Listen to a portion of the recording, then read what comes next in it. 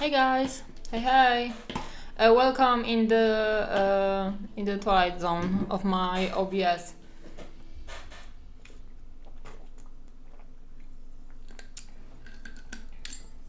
Hello. Okay, so we have very fancy stream today because I don't think that well, so I got my unicorn whatever, like wash robe or something like that, towel robe. Like I'm supposed to wear it after having a shower, so yeah. Let's move this because we don't need it today, hopefully. Maybe the other way? Okay. So hello, hopefully you are as fancy as I am today, ready for this beautiful stream. Okay, so today I will be talking about composition. Sorry. And I will discuss some of the miniatures I've painted and maybe give you idea about how I would paint other miniatures. Yeah, hope so. Also, I've put together a shelf from IKEA in like half an hour today and I'm very proud of myself. So yeah. Okay, so which miniature can I analyze? Neko Galaxy, where is Neko Galaxy? Neko Galaxy, oh, I can do this one. Open new tab, it works. Okay, I will work with this one because I really like this one. I can talk about this one maybe slightly because this is academic, so it's a specific case. We have Neko Galaxy. Okay, this one, I don't want this one, even though I like this painting. This is a good case.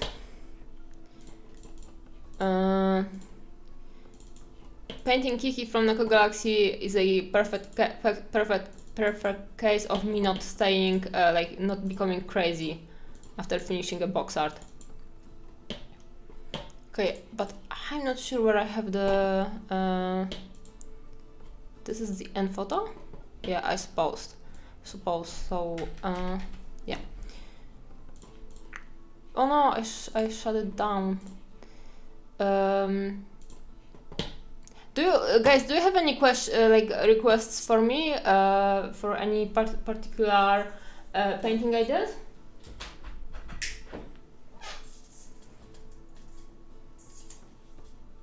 Okay, this may be more flattering for me. And Night Elf. This is not this. Not this. Not this. Night Elf. This is a good example, but it has nipples, so I will omit it. Where is Ignis art? Ignis art over here. And we'll go for this one. Yeah. And which one? Oh, this is a good example as well. Okay, so we have a lot to talk about.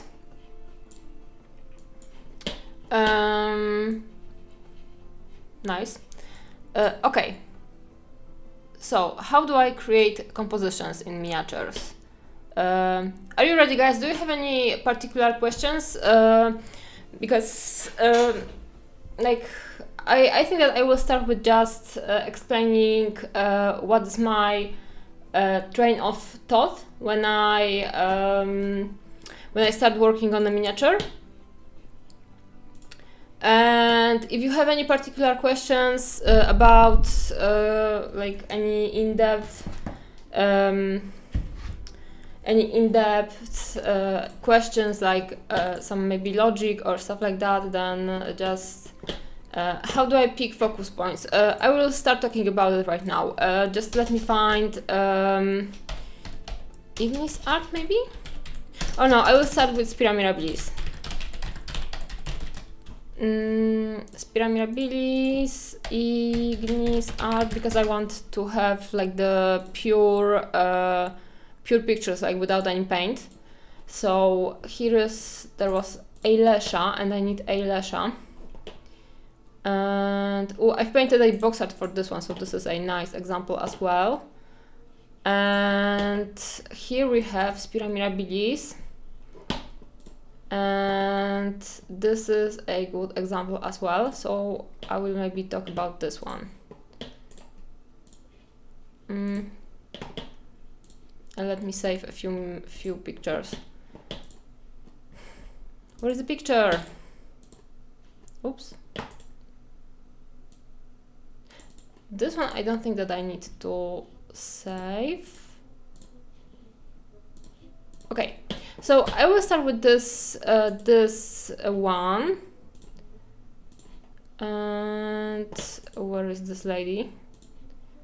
Photoshop time. Yeah. Hey Minimancer.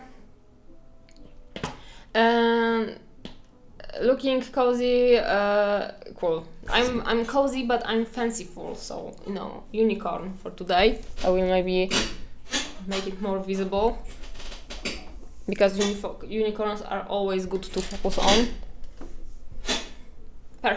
Perfection. Yeah. So first question from Jim. How do you pick your focus points? Do you have a story about the model before you start painting and the plan? I like the most to have the plan and the story, and this is like my preferred way of working with miniatures. Oops, my World of Warcraft. Sorry. Okay, I cannot go lower on the chart. So I like the most to have. Hey, Alpha Dog. When I started working on my miniatures, this is my preferred way to work with them. So basically, I like to have an idea on what I want to do with the miniature. And for me, the reason to work on the miniature, like the biggest reason / motivation, is to do a interesting interpretation of the sculpt. So for me, the principle is to add something to the sculpture or change it, preferably without resculpting, but only with my painting.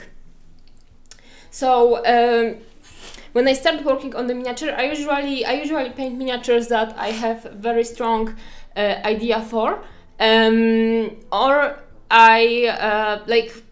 So when I look at some models, and those models aren't if they are not overloaded with details, coming up with the idea for me is easier. And I prefer to work with more I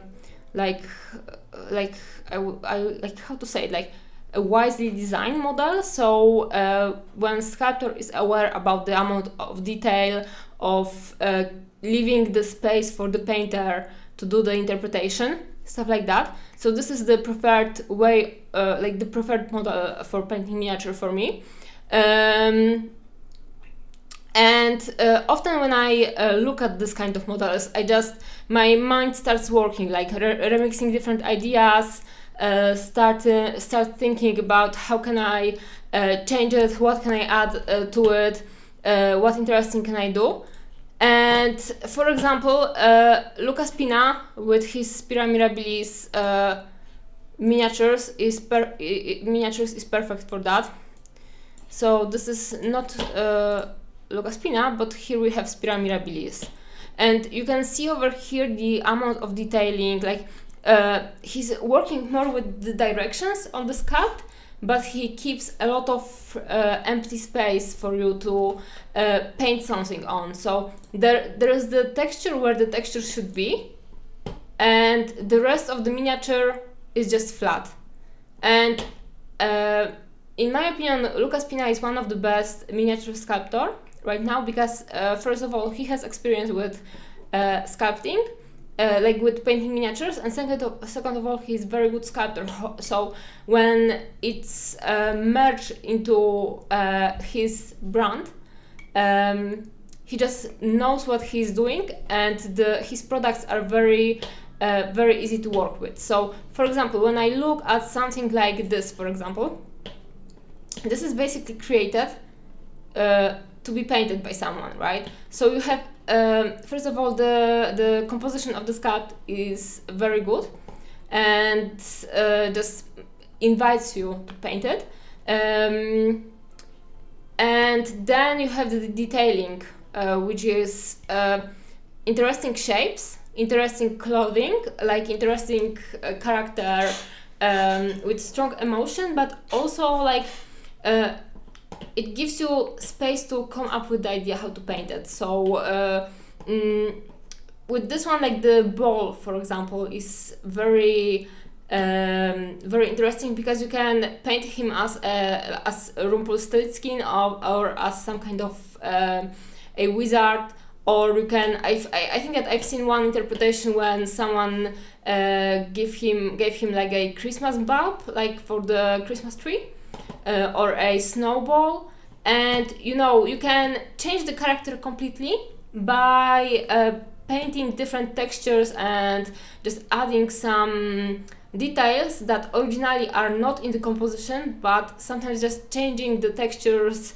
in an interesting way may completely change the sculpt. So for me, this is preferred way of working with the sculpt. So when I look at the sculpt, I often have my ideas about how to reinterpret it and how I want to paint it. So here we have Abracadabra, which is a classic old Lucas Pina lady, and how I would paint her. So my process, like first of all, I like to be very contrary, and I like to be so original. So I always try to think like if someone is creating some kind of trope for a sculpt, and in particular if it's a person or a character that I enjoy or like, and I like grannies, so I want to show it in a positive light, for example. And this one, Abracadabra, is kind of negative, and also most of the painters painted her as a negative character, so, or like at least as a witch / wicked witch. And a lot of people gives her like a green cauldron, like dark clothing, the crow is very, dark and sad, stuff like that. So when also, like when you have a popular sculpt and it has a lot of versions painted, sometimes it's hard to come up with the idea on how to, do something like by yourself and not repeat the idea. So with this one, for example, my idea is to do something completely contrary and show her as a very positive character and change the situation. So if you had the green boiling cauldron with the frog trying to escape from it, my first idea over here is to make this element positive, and then my goal is to come up with the idea how to make it work. So first idea for me is positive frog.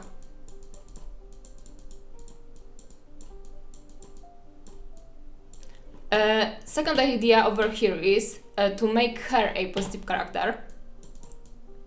Positive lady. And then I really don't want to have this crow being like a traditional mean crow, so original beard. So those are my 3 goals to achieve right now. And how I worked around this this bust. First of all, I have a like principle for painting Spira Mirabilis busts, that every time I will paint a magic, like magic happening in a way, the magic will be blue. Positive magic will be blue. So I know that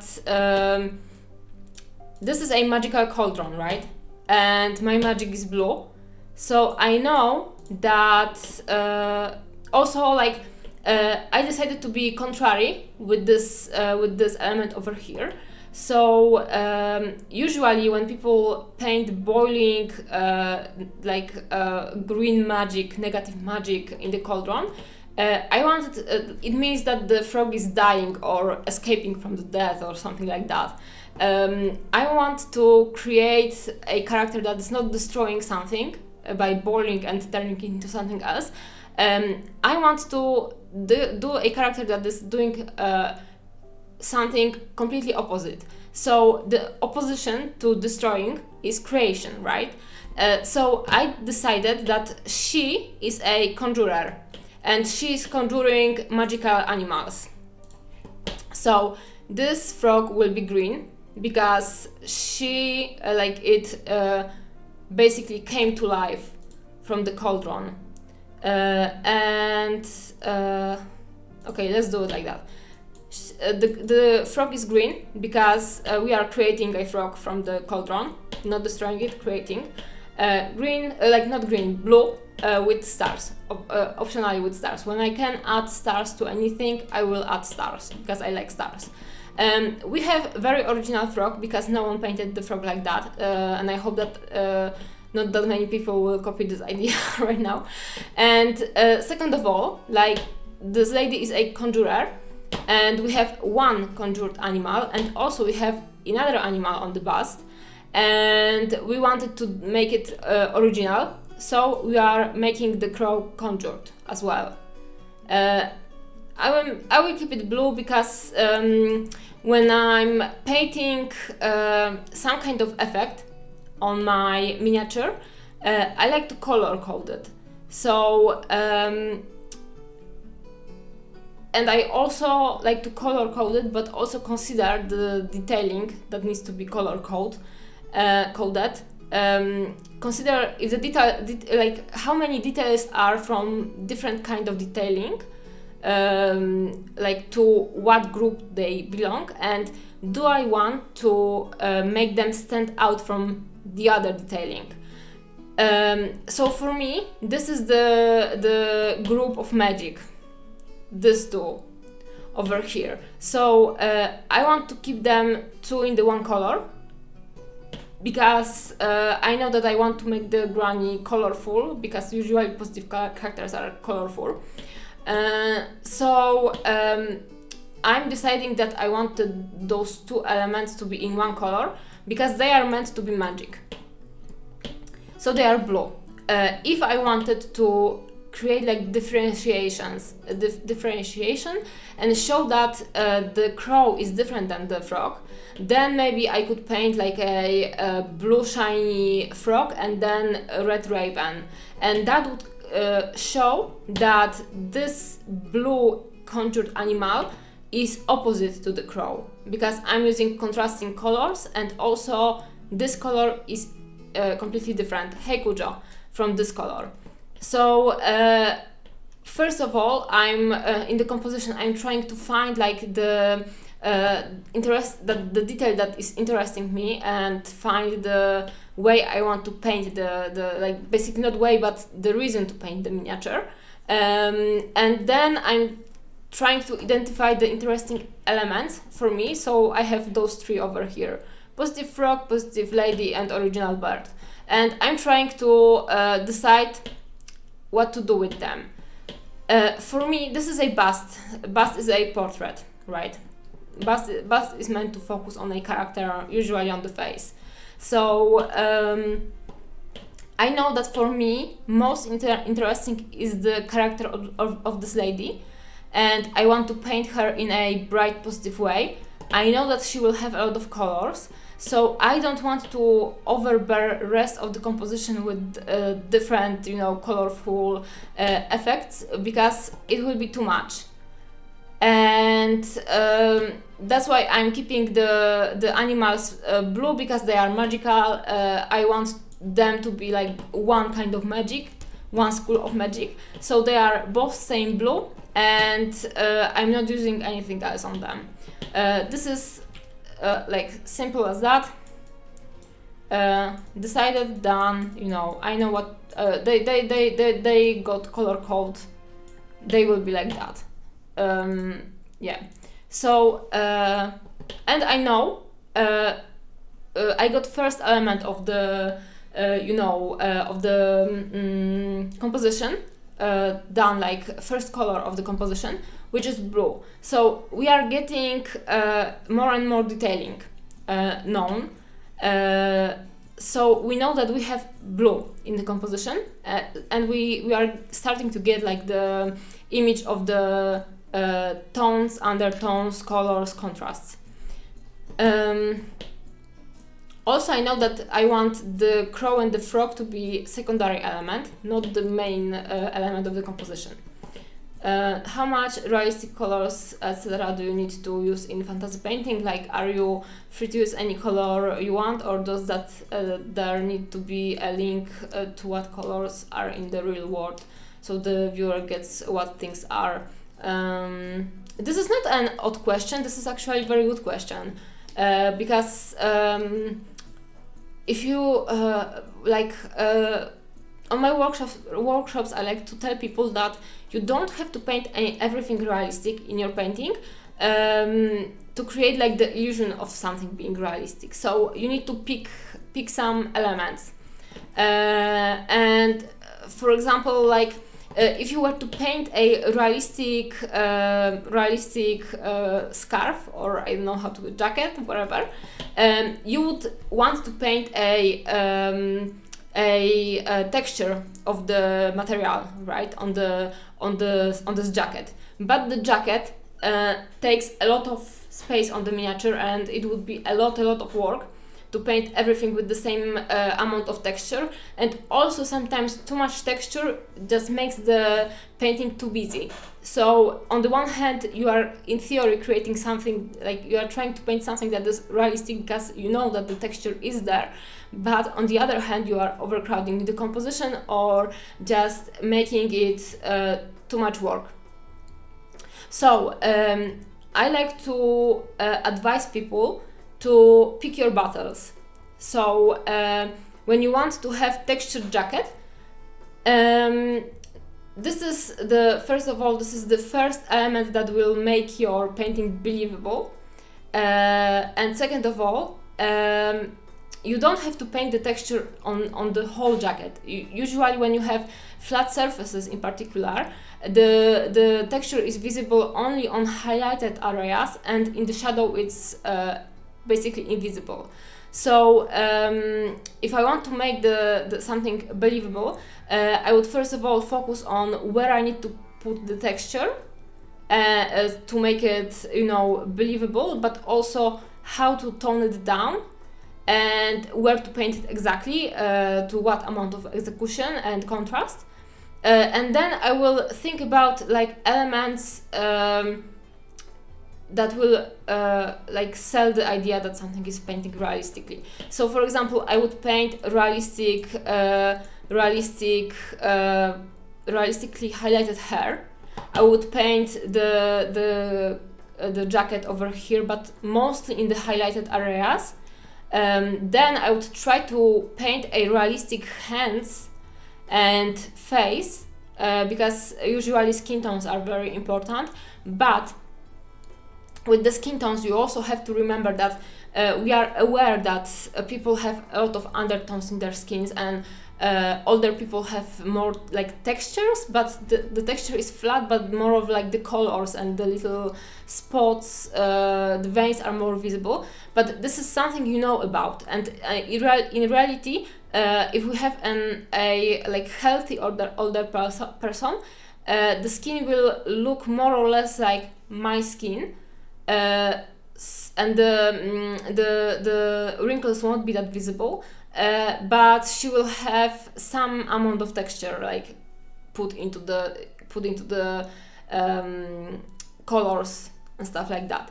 But because like people know that old people have wrinkles, have spots, stuff like that, and different and different undertones, people like to paint them on because they think that they are painting something realistic. And in reality, over-textured, over-colored old people look like they are basically disintegrating and basically dying in our eyes. So, for example, if I was to paint a healthy person, a healthy older person, I would focus on highlighting some wrinkles, not shading them, and adding some spots all around her, and maybe some of the more visible veins, undertones on her skin, but not overdoing the shading of the wrinkles, for example, stuff like that. And you don't have to paint the whole miniature in very realistic way, because like, for example, for the cauldron or for the like magical frog, there is no reference you can find anywhere of a cauldron with a magical frog jumping from it. So you don't know how the realistic non-metallic metal for that would work, right? So the cauldron is something that you need to paint like, okay, all right. And for example, like the raven, same issue, and the area of the face of the lady, the realistic texture on highlighted areas of the jacket, the hands, those are like those three areas that will sell the idea of realism for the rest of the miniature. So I like to advise people to not like overdo the realism, but just pick few elements and focus on them.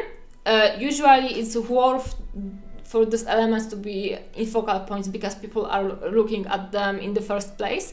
And you know, if you will sell the idea that something is realistic in those like 2 or 3 elements that people will look in the first place at, then someone will be basically convinced that this is 100% realistic painting. And sometimes when you are trying to overdo it and you paint everything very realistically, then every single mistake will just throw the viewer off. So you know, it's better to not make mistakes in 3 areas than to make one mistake in 1 area, where it will be very contrasted by all of the other well-painted areas, basically. Did I answer your question? So for example, like if I was to paint very strong OSL with the colors would be completely unrealistic, because for example we would have like the character would be completely blue from one side and completely red from the other side. So I would focus on showing the right reflection all around the character, and then everything else can be like, you know, so-so. Yeah. Let me catch up the chat.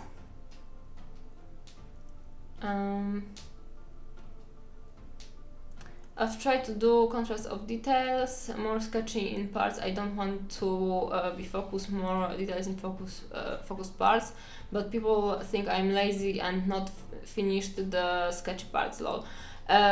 Well, then maybe you need to finish more the sketchy parts, right? So they are not as sketchy. You know, this is like, you need to basically sustain similar amount of finish all over the miniature for people to consider the miniature finished. I struggle with this stuff also, like sometimes there is stuff that doesn't matter for the painting, and you know, painting the front of the miniature sometimes is exhausting enough, and if the back doesn't matter, then why should I spend a lot of time on painting the back, which for example is dark? I personally think that you need to pick your battles and you need to be conscious of what you want to paint, and paint the miniature to the amount of finish that will meet your expectations for the like recipients, will meet your expectation of the miniature to be received well by the other like people looking at it. Balance, you must learn balance. Yep.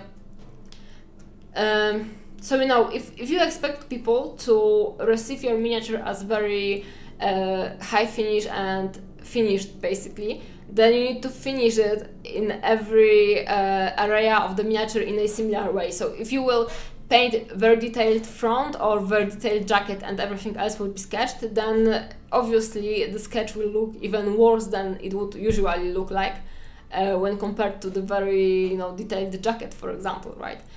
So if you want to have a sketchy miniature, then maybe don't do the high finish on the other elements, or do a better finish on the sketched elements.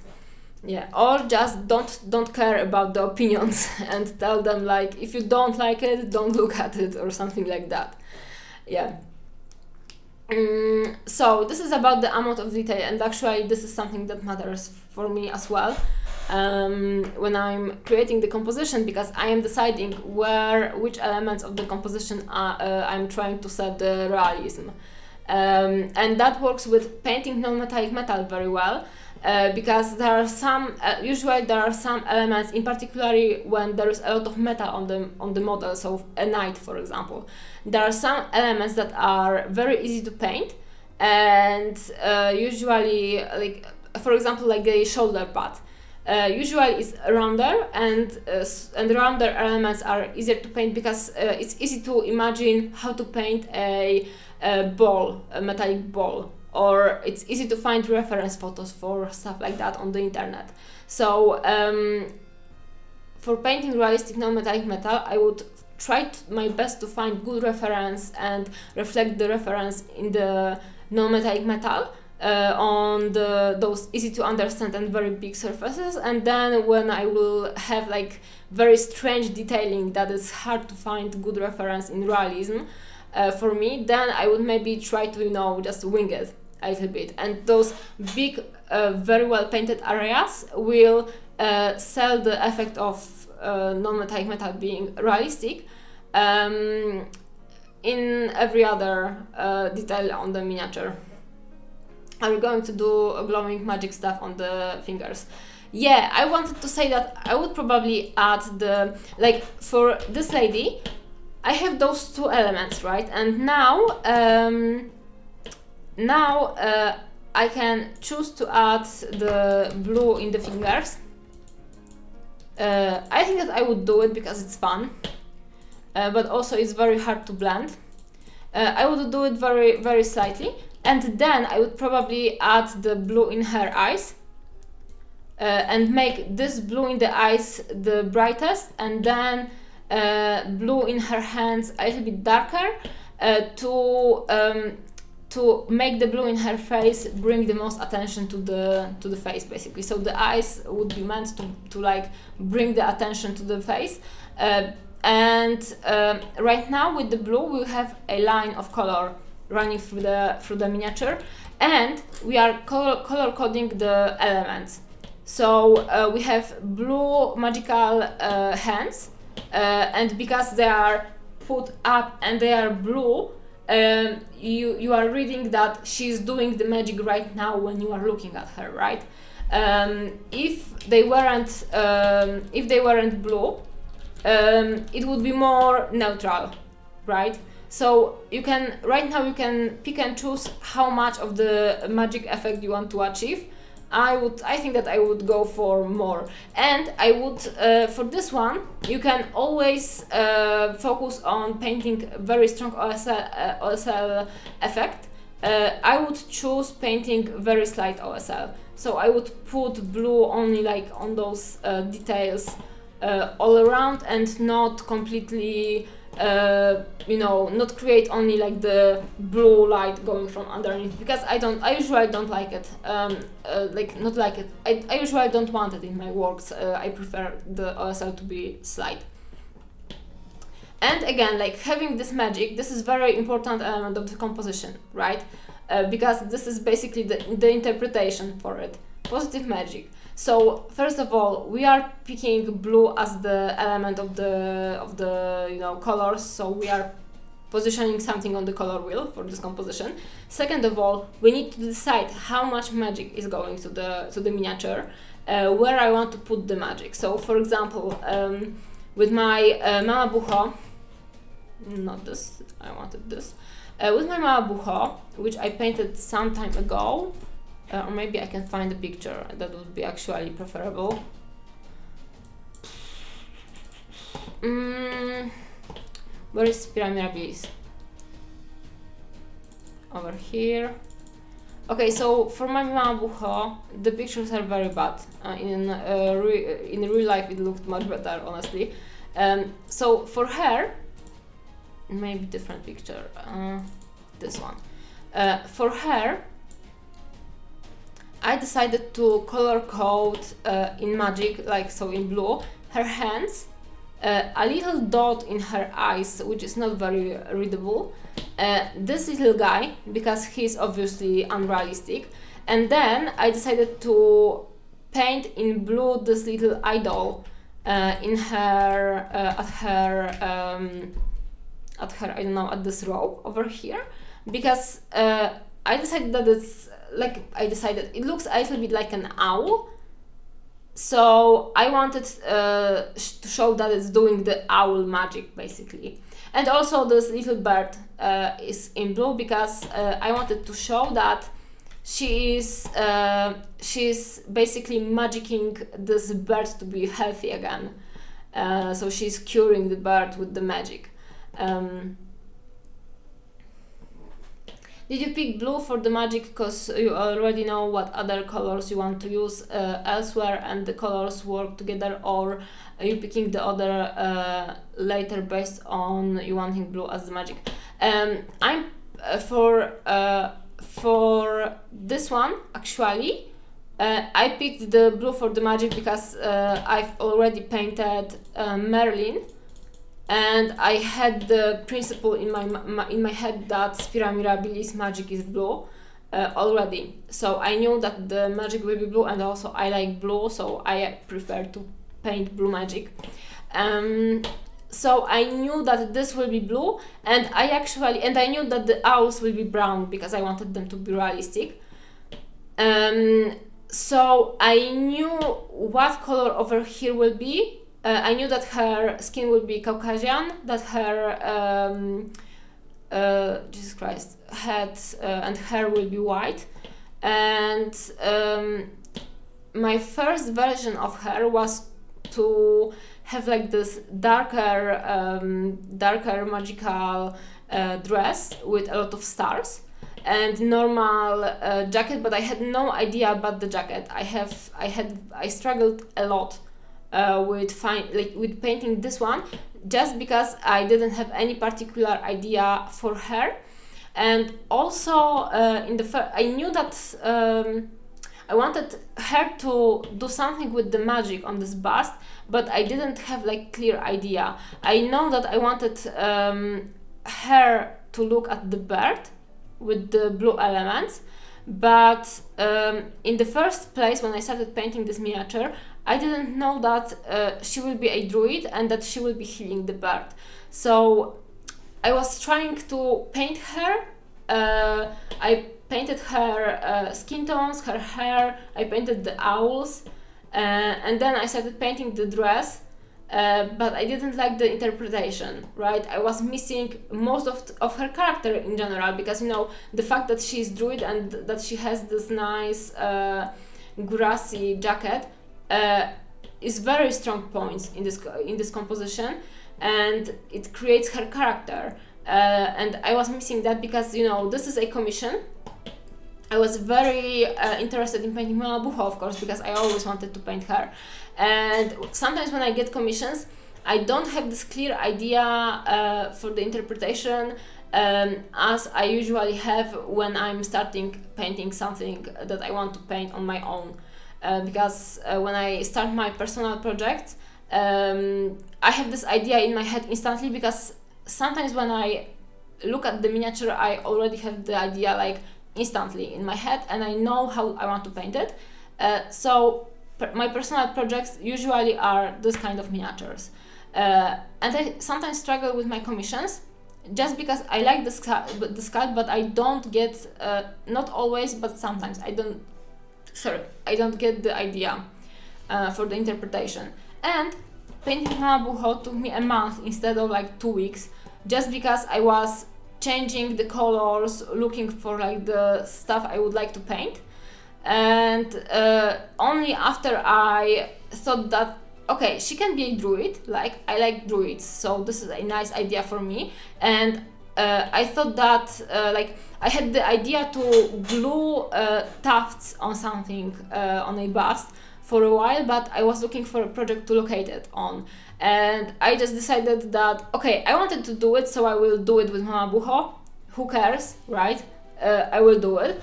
And I did it and I liked it. And after I put the grass on her, the idea that she's healing the bird, just, you know, everything, like the puzzle, found the solution. And only then it started working for me. So for me personally, when I'm creating the composition, the interpretation is very important. Without the interpretation, I struggle almost always, and it's very hard for me. But also, starting a project without the clear idea is a good exercise for me. At least I consider it that way. First of all, it's an exercise for me, like discipline, because if I don't have the idea for the interpretation, I don't want to finish this miniature, basically. And so when I struggle and I finish the project, it's a good exercise for me, for my workflow, something like that. And then painting the miniature that I don't have the idea for the interpretation is basically problem solving for me. Because this is a puzzle I need to put together, basically. And usually when I paint this kind of miniature like Mama Buho, usually I find the idea for the interpretation during painting, but also it makes me struggle longer, and finishing the project is harder for me. So for Mama Buho, this element was this grass jacket. With Merlin, I had no issue because I had the idea of what I want to do with him, and I just did it. So this was very quick, non-problematic. I liked it. I did it. Done. Perfect. Everyone was happy. Let me find this one. I don't remember when I put it, but some time ago I've painted a miniature of like the Aztec warrior holding heart in her hand, and that would be actually perfect example, but I don't remember where I saved it. Oh, it's over here. So this was meant to be a box art as well, and okay, this is work in progress. This is a good example of me struggling a lot, because this is nicely sculpted miniature, but I didn't have clear idea for her, basically at all. And I started painting her. I tried to pick nice colors, basically having the coloring miniature approach, but I was struggling with it because I was missing the interpretation again.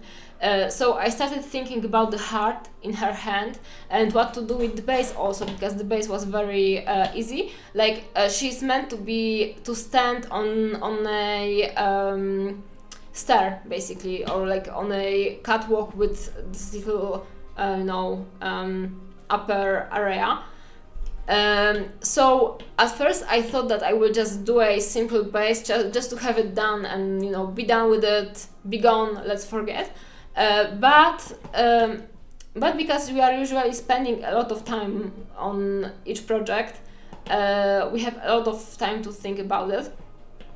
So during the just coloring aspect of this painting, I thought that it doesn't have to be a stair or a catwalk. It can be a bank or like a pond or something like that, a bank of a small river or a pond or something like that, right? And we have the liquid of blood or blood, and we have a heart in her hand.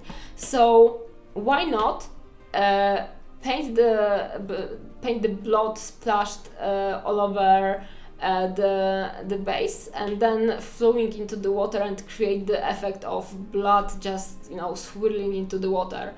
So this was actually the only single idea that allowed me to finish this project, and it basically gave me the reason to like it in any way, because without this painting, if I was just to color it and have nice contrasts and you know, and nice coloring and nice blends, I would hate it, because this is like pointless painting for me.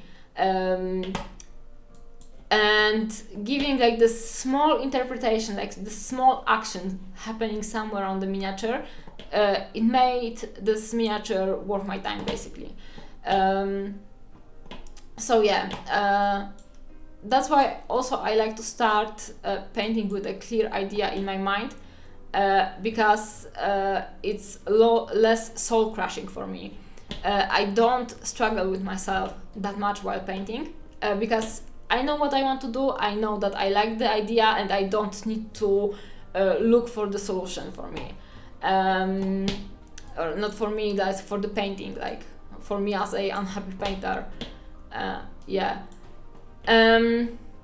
But you know, so everyone has the preferred way of working, but also very often, especially if you are a commission painter, the preferred way is not possible for you. So you have to kind of hustle and try to make it work for yourself. So yeah, Mama Buho, this is one of my favorite paintings actually, and I like it a lot. But it was a soul-crushing experience for me for a long time. I was very sad with like the first 2 or 3 weeks of outcome for me, because I didn't have this clear idea for the interpretation, and the idea came later. And also I wasted a lot of time on her, like just trying to find the solution. I was very sad, because I knew that a lot of good painters painted her in a very good way, and I didn't feel like I'm painting anything worthy on this you know, legendary bust, because I didn't have this clear idea for her.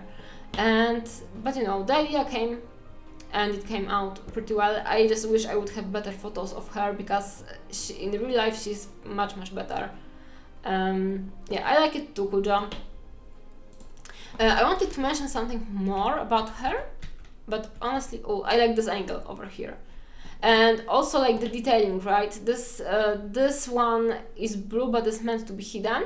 Also, it's a little bit in the shadow to contrast the light, and the blue elements are lined up. So I knew that her eyes won't be that much readable, because this is very small element, but the eyes are staying on the line between the bird and the hand, so there is a possibility that you will notice it just by traveling through this line, bouncing between those 2 elements.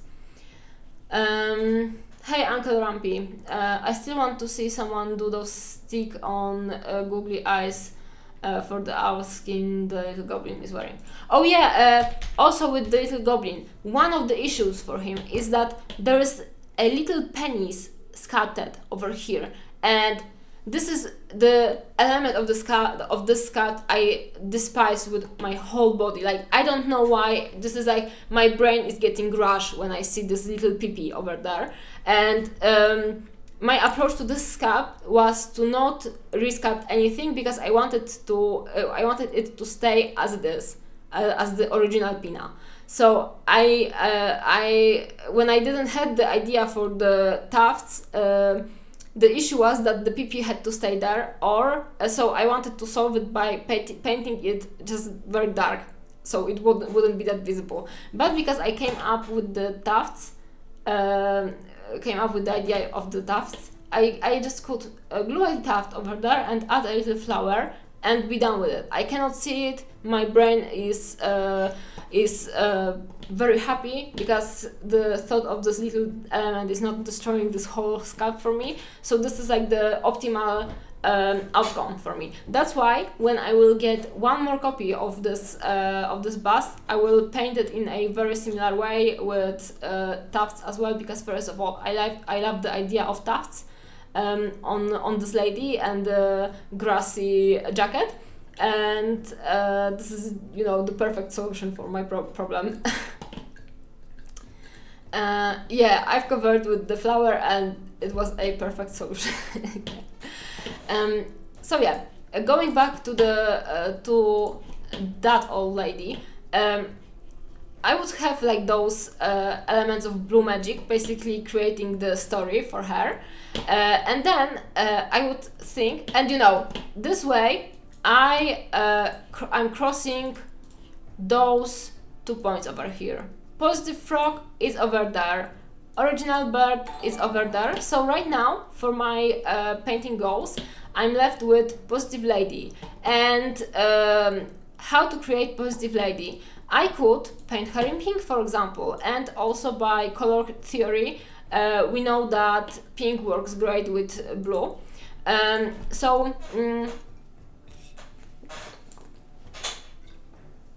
would go with some kind of, I don't know, because in my mind, a granny in pink is complete opposition to a dark hag in black, basically.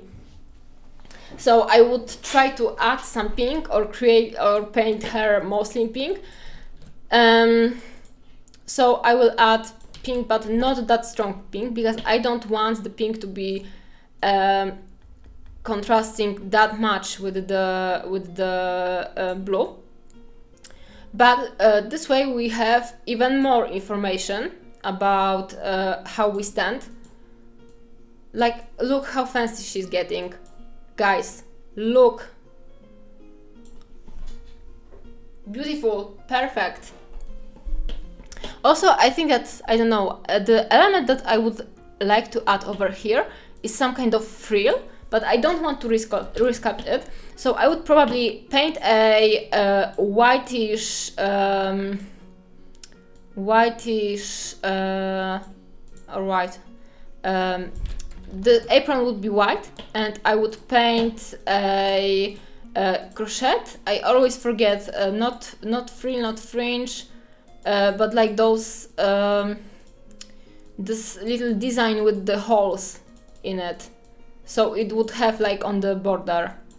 So this is the another element I would like to do, and this would be, you know, the effect of my brushwork mastery, because people love when other people paint freehands. So I could paint some nice detailing over here and make it like the granny, you know, cute and nice.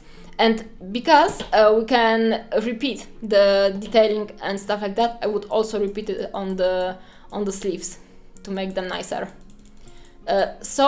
And you know, this would be white, the design would be gray, so this is something like, this is the third in the order detail, basically. So it's nice. I would spend a lot of time on it. It doesn't have to be bright, it doesn't have to be overworked. I wouldn't contrast it very, very strongly. I just want it to sit there, add to the whole painting, and make it nice. That's all. And then for this composition, I would keep her hair white, but just think how cool would be the granny with, for example, purple hair, or with pink hair, right? I'm keeping this one more traditional, but I think that I have more grannies. For example, I have Wise Woman, one more copy. Maybe for some of the for one or of the witches or grannies, I could give her tattoos, for example. I don't know, something interesting, right? You have like many different ways of doing something more interesting. Hi, let me know I'm deaf. Can you show me language? How can I show you language? Let me.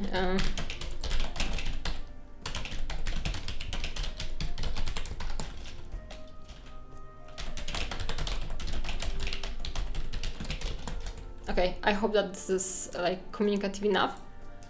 How can I show you the language? Oh, this is my comment. Pink fairy, yeah, that could be cool. Pink fairy, also if I was to paint a fairy, pink fairy with the tattoos would be cool, right? So when I try to create compositions, there is like, as you can see, there are some recurring elements I like to put into the miniature because I just enjoy them and I like to paint them. Yes, and I dislike goblin penises. Yeah, fig leaf would work too, I agree.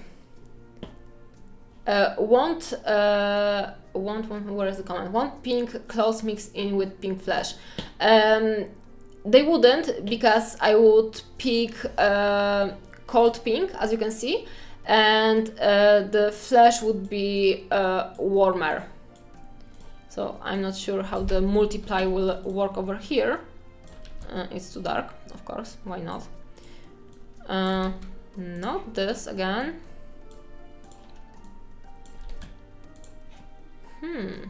It doesn't want to work with me right now, but I would basically paint pink in a colder pink, and the flesh tone would be like traditional brownie flesh tone.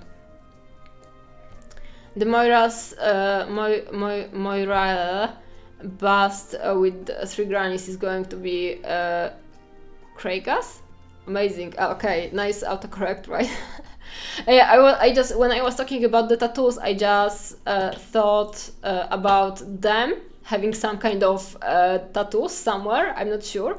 Also, they have pretty cool capes, and recently I've watched The Green Knight, and King Arthur and Guinevere have very cool costume design because they had very simple clothing, and the clothing was just filled with different medallions and different like designs casted in metal. So I would like to do something like that. I think that it would work better if it was at least partially sculpted, but they have very cool capes and I really want to interpret them in interesting way, so I'm not sure what I will do with them yet, but I don't want to paint them as Moiras basically. But I don't know what to do with them. Maybe giving them some flowers or something like that. No idea. Yeah.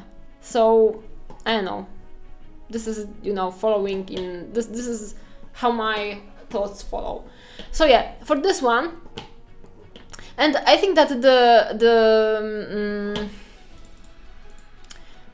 I think that I would keep the detailing and her clothing more in like this pinkish, like not pinkish, but purplish grays and whites, so it would stay pretty neutral.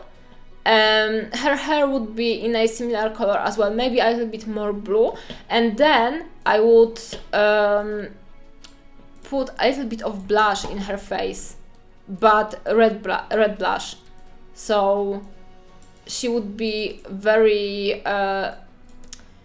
very lively and kind of, you know, maybe even give her stronger, you know, blush in her cheeks, something like that, to give her stronger contrast with the blue, because warm, first of all, warm colors in this bust, this is too dark right now, but warm colors in the bust would dominate this painting, because everything else in the bust would be cold and more desaturated. So pink is cold, hair would be cold, the frog, the magic, the crow would be cold, because blue is the coldest color.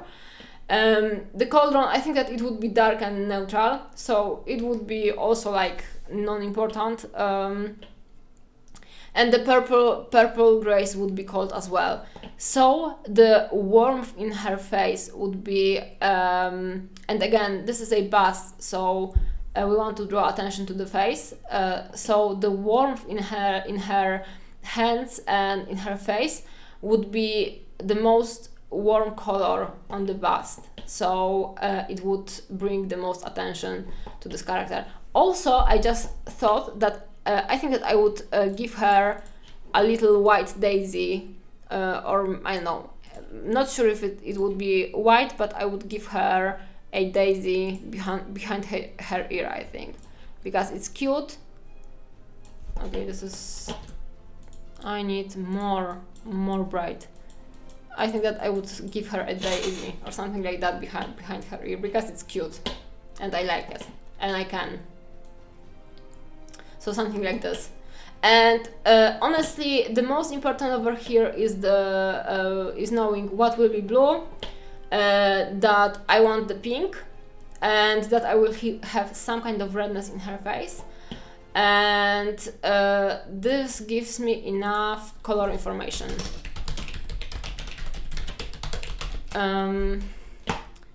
So let's work out the color composition for her. When I'm working on my colors, basically my way to go is to find two most contrasting colors. So for this lady we have blue over here. Let's make it blue over here, and also make it more white.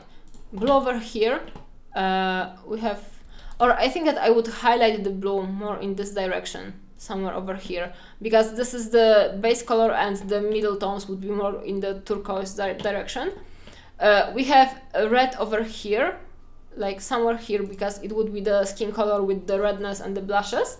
And those two colors are the strongest contrast, as I said, as I mentioned before, and those are cutting the color wheel in half. And this is great opportunity because we have two very strong contrasting colors in the composition. I know that the magic wants to be like more dominating and brighter, so the red can be desaturated and hidden in the blushes in the skin. And now I like to pick which half of the color wheel I will use for my painting. I mentioned violets before and cold pinks, so I would work only with this half of the color wheel, so this half, and I can add some colors from over here, but I would try to add them in very spare amount, and mostly desaturated if I have to. So I don't want those colors to overpower those colors, basically. And also, if I will use mostly this half of the color wheel, the colder one, the painting will be more harmonious. The only exception for this is my color of highlight and shadows, which is usually violet and bright yellow. I would pick this one for this painting as well, because first of all, violet blends nicely with blues, like it blends basically nicely with anything, but blue blends nicely with violet, and blue is very hard to paint by brush, to blend it. And I'm picking, usually my highlight and my shadow is contrasting, opposite colors, complementary colors on my color wheel. So for violet I usually pick yellow / sometimes lemon, but the lemon usually looks like yellow anyway. So this is only exception, and I can do that because I'm adding my color of my shadow and color of my highlights to every color on my bust. So this is something that will be shared by all of the colors everywhere. So this half of the color wheel is the color for my base tones and base colors, and the exception from the base color half of the wheel can be the color of your highlight and shadows. And if you would analyze my works, usually this is the way I'm working with the color. Sometimes I'm, adding, like going a little bit more crazy, but then I try to tone down some colors to bring, some common elements to the colors on the bust, to not overpower each other and to make the painting look harmonious. So yeah, but this rule is the rule for most of my painting, actually. And by finding out that I want the blue, and that I want the blue as the like most important element, most important color in my composition. I knew more or less, I got the first information where I want to go with the other colors on the color wheel. And this is actually important for me always, because, you know, again, color coding, right? So when I have important elements in the composition, I like to mark them in stronger colors. And by having one color set up on the color wheel, I know how to color the other colors, basically, to make everything work. Yeah, like let's maybe go, and this is, you know, this is my organic and natural way of working with the sculpt. So I'm looking at the sculpt, I'm thinking about the character, or maybe about the idea I wanted to do for a long time, or maybe you know, about some kind of purpose for the painting and some kind of the idea. And then I'm looking at the elements. I try to identify which elements are interesting for me, and then I'm thinking about the interpretation, like, is it to be a positive character, is it to be a negative character? I try to find good colors for the characteristic, and then I just try to put the colors in the composition. Hey Kandum. So maybe let's go through another example, because it's very organic for me.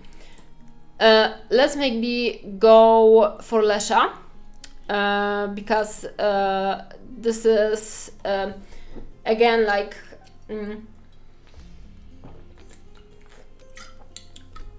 this is an example of a miniature where I did some of the resculpting, but this is another example of the miniature I instantly knew what I want to do with. So when I saw Lesha, I didn't care about like her being a nice, you know, Slavic Legends character. I instantly knew that I want to paint this one particular art of Tyrande Whisperwind on her.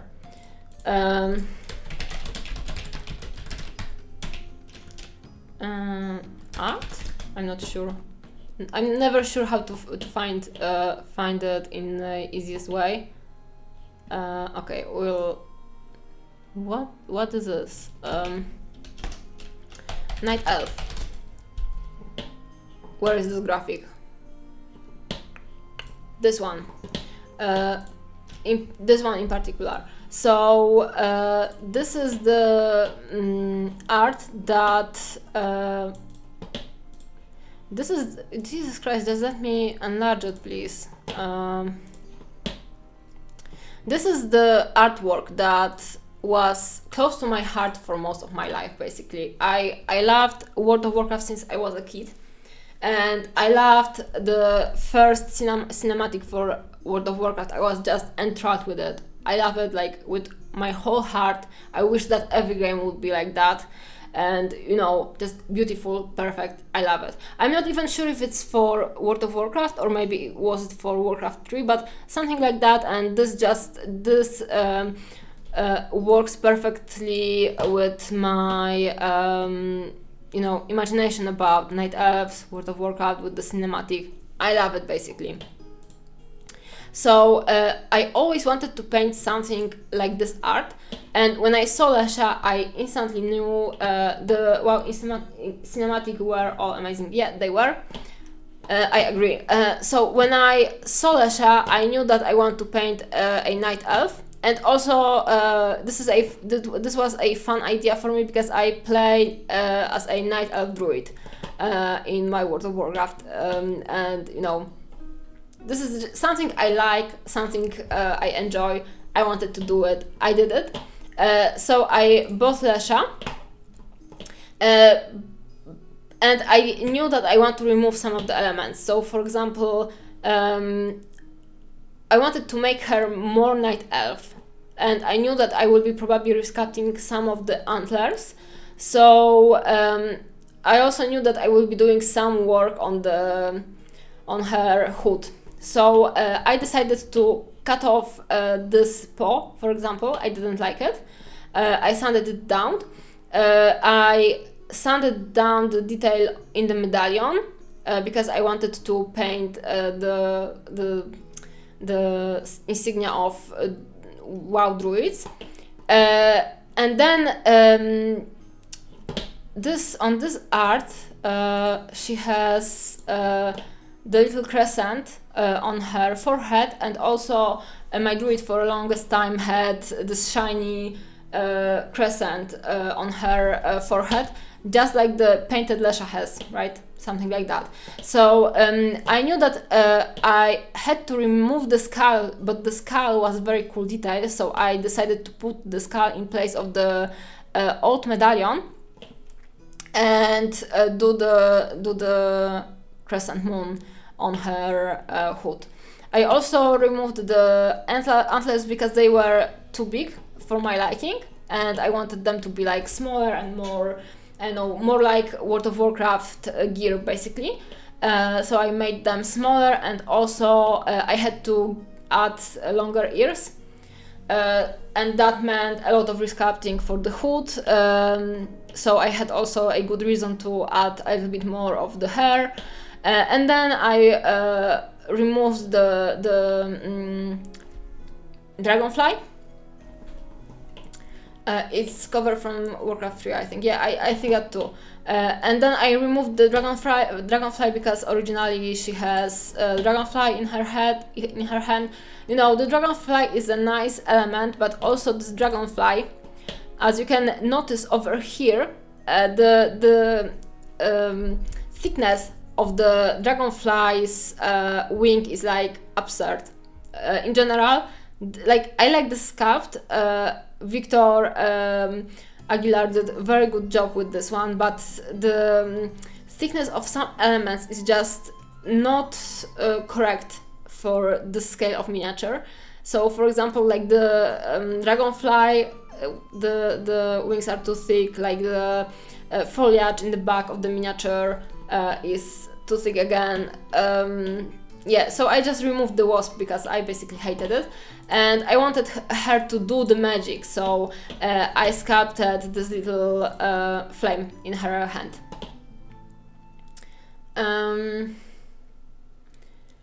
So yeah, these were the changes. I knew what I want to do with her, and then I just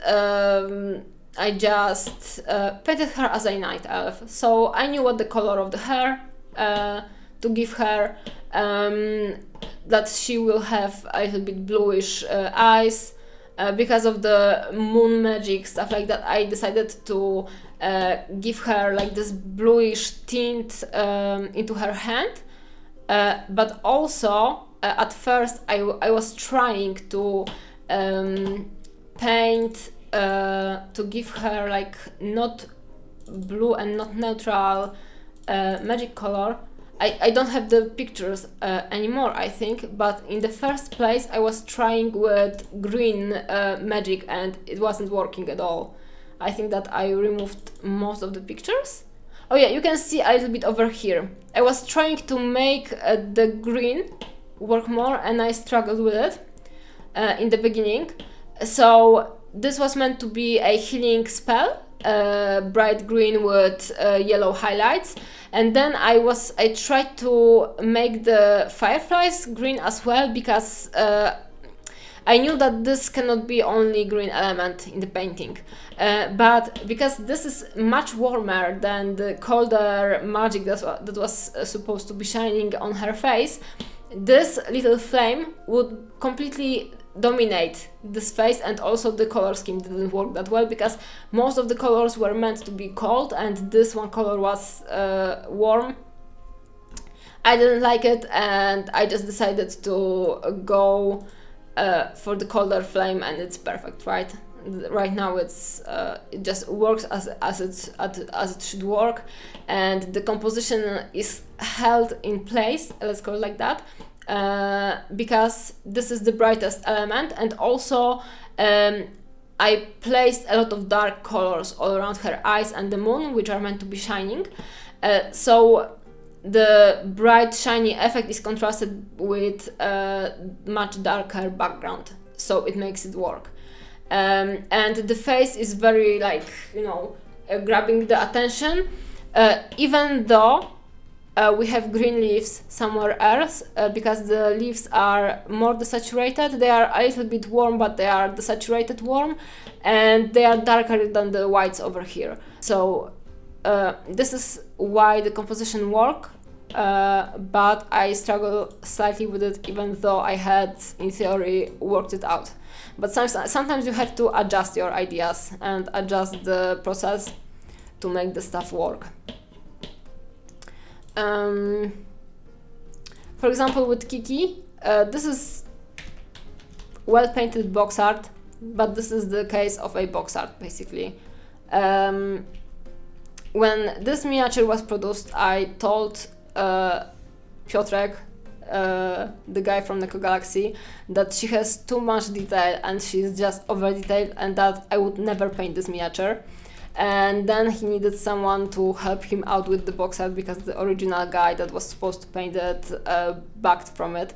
So I told Piotrek, okay, Piotrek, I will paint it. Okay, right, I will do it.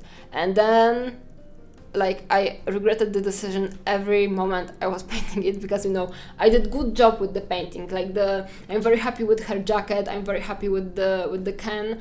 I'm not that happy with the backpack, even though I think that it's okay. I'm happy with the colors, it's okay, but this is the example of the project where I struggled through, even though I wanted to cut off half of the miniature basically, because usually I wouldn't paint that much on in one composition.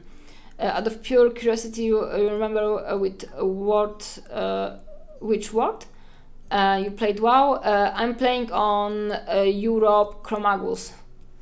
Yeah, you can send me gold if you want. And yeah, so this is example, you know, this is a good painting. I'm not ashamed of it. I did a good job with it, and this is quality miniature basically. And I didn't have that much this good idea about her, but I decided to practice different textures and different elements, non-metallic metal in particular. So this can, I don't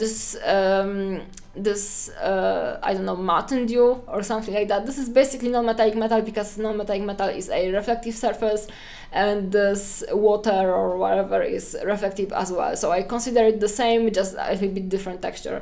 And this was the purpose of this painting, was to basically practice the stuff I wouldn't usually practice, but it wasn't that enjoyable for me than, for example, Lesha, with which I struggled also, but it was more of technical planning struggle than actual struggle with motivation, stuff like that. The back with this one is very over detailed, and also the leaves are too high when compared to the base, for example, over here, when compared to the base surface of the hood. Okay, which one we have? For example, this one, another example. This is example of a box art,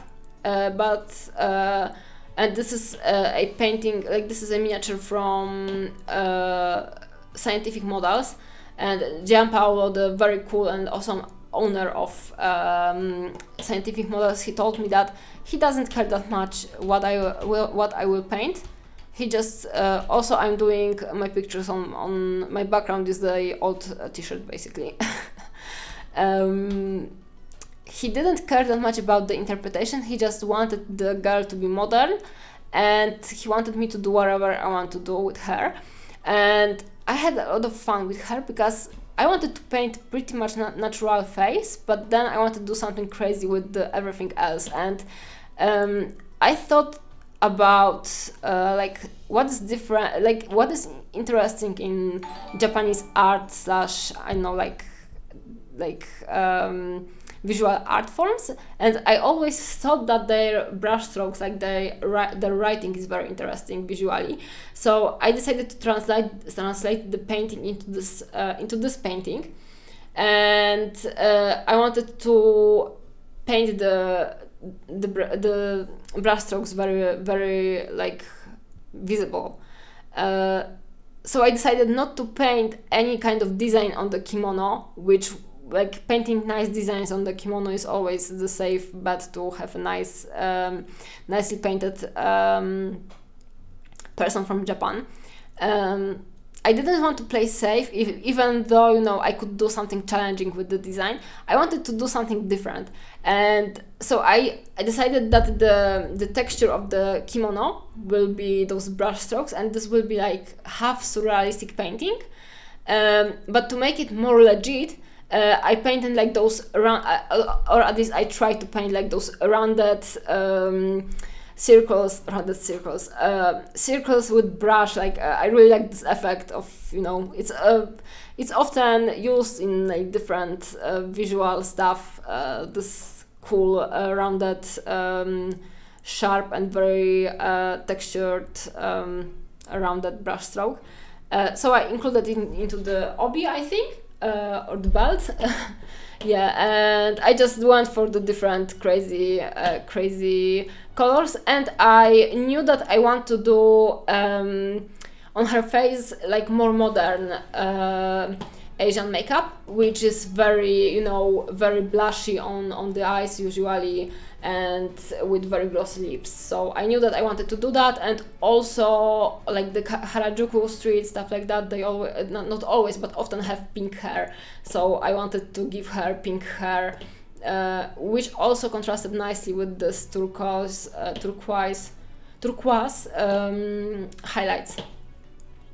So for me, this thing was supposed to be, you know, half surrealistic, half realistic, play around like different visual stuff.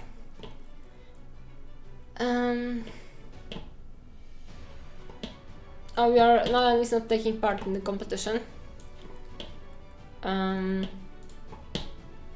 time maybe. Okay, and over here you have the example of painting the same miniature in two different ways. So history behind those two is that I got a commission, and usually when I have a commission, it's just enough for my client to hear it out, so I can you know, more or less describe it in the chat, and usually I have the clear response, okay or no. But my client couldn't decide because he couldn't imagine it, and I gave him 3 options. I'm honestly not sure if I have them on my drive yet. I just hope that I don't have anything cursed on the drive right now. Okay, those 2. I gave him those 3 ideas. This is just quick Photoshop, you know, multiply and just coloring. So this was the first idea, this was the second idea, and this was the third idea. I personally liked them all, and I knew that I would be happy painting all of them. I think this was my favorite, and he also decided on this one. So I've painted the first one as a commission, and then I don't remember if I bought the other Iconos. I don't know. I sometimes have double amounts, or you know, 3 copies of one miniature. So I had the other Iconos, and I really wanted to paint her, you know, to use another idea. So I went for this one because I decided that technically it was more challenging for me, because I usually paint with colder colors, colder tones, and I don't use red that much, or basically at all in my painting. So I decided to challenge myself and paint more red, much warmer tones. And also like create like slight OSL on her armor. So yeah, you know, and I had the third option. I think that I wouldn't like to paint it anymore, because, you know, I've painted her twice already, but also I would be happy to try her with try painting her, because I could work on my golden non-metallic metal or something like that. Also the difference between yellow feathers and gold non-metallic metal would be cool to show. Yeah, so, you know, I have one more option. If someone wants to commission me, I will be happy to paint this, for example. And with those, you also can see how the highlights work. So this one has very strong yellow highlights, very warm, very strong, and in general, all of the blues, dark blues in this painting look yellow, not yellow but green, because I highlighted them with yellow, so they became more green than blue in reality. And in general, you can see that there is green going on, let's call it like that, but you can understand that this is blue as the base color anyway, because the warm yellow is present everywhere on the miniature. So this goes also for the realistic painting. You don't always need to use very realistic colors and very realistic highlights, stuff like that. It's sometimes enough to be consistent, because this way you are showing that the world that you are creating around this character is basically logical. So like you are creating, I like to think about it like about a world in a game.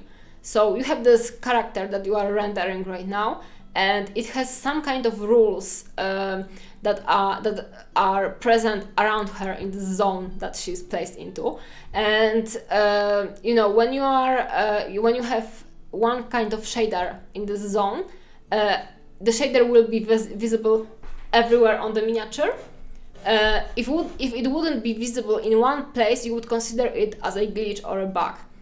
So painting something realistically is actually more about not creating a bug in your painting, but more about being consistent and also thinking about logical or realistic physics in your miniature. Hey Malta, I'm trying to explain how I'm creating compositions, and I realized that it's not that easy and not that simple. Yeah, comparing those two right now. So this one has very warm yellow highlights or light in general, and this one has colder yellow, which contrasts nicely with cold colors, cold base colors all around. And you can see this colder yellow also present everywhere on this miniature, but you understand that this is the light and this is the base colors. And usually brain can recognize it. Brain can see that, okay, we have blue shadows, we have yellow lighting, and we have base colors, right? Because the brain knows how the color interact with yellow light, for example, right? So it can read the base colors of something. And often, like on my workshops, people get worried when they try out colored highlights. For the first time, they get worried because they start sketching and they implement, because you know we have to start with something, so they implement the yellow highlights only in one area, and they then want to, for example, only in the hair, and then they want to jump into another area to paint it a little bit more and add the highlights over there, but they can see that the hair looks completely yellow and unrealistic, and they ask me like, Natalia, should I really do it? Like, I did something wrong, it doesn't look right. But it won't look right until you will put the yellow highlight everywhere on the miniature.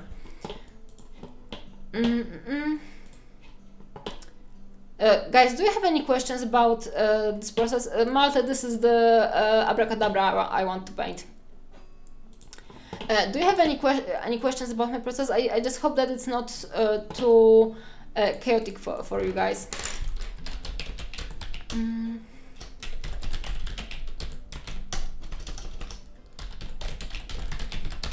Let me find it. Let me find something.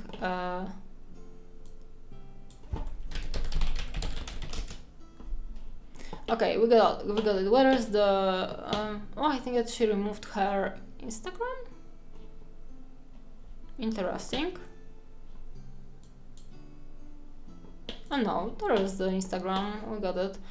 Okay, so so for tiny paints, okay, I got her.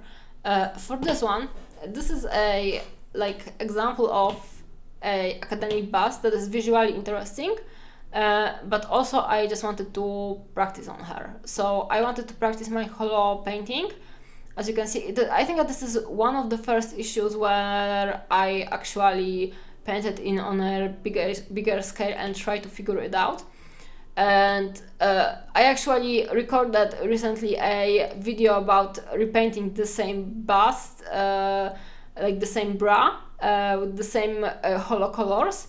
And when I was looking on this picture, I realized that the holo works good over here and over here, but I mistaken the rules of holo over here completely, because it doesn't adjust to the theory at all. Like, it goes opposite. Like, this should be yellow and this should be violet over here.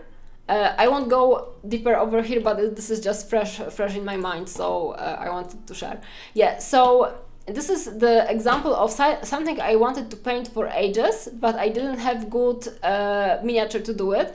So when I painted the holo bra, then I think that I had to come up with the idea for everything else, and I just decided to use the idea I always wanted to use. And the idea is to paint something like the character from a webcomic.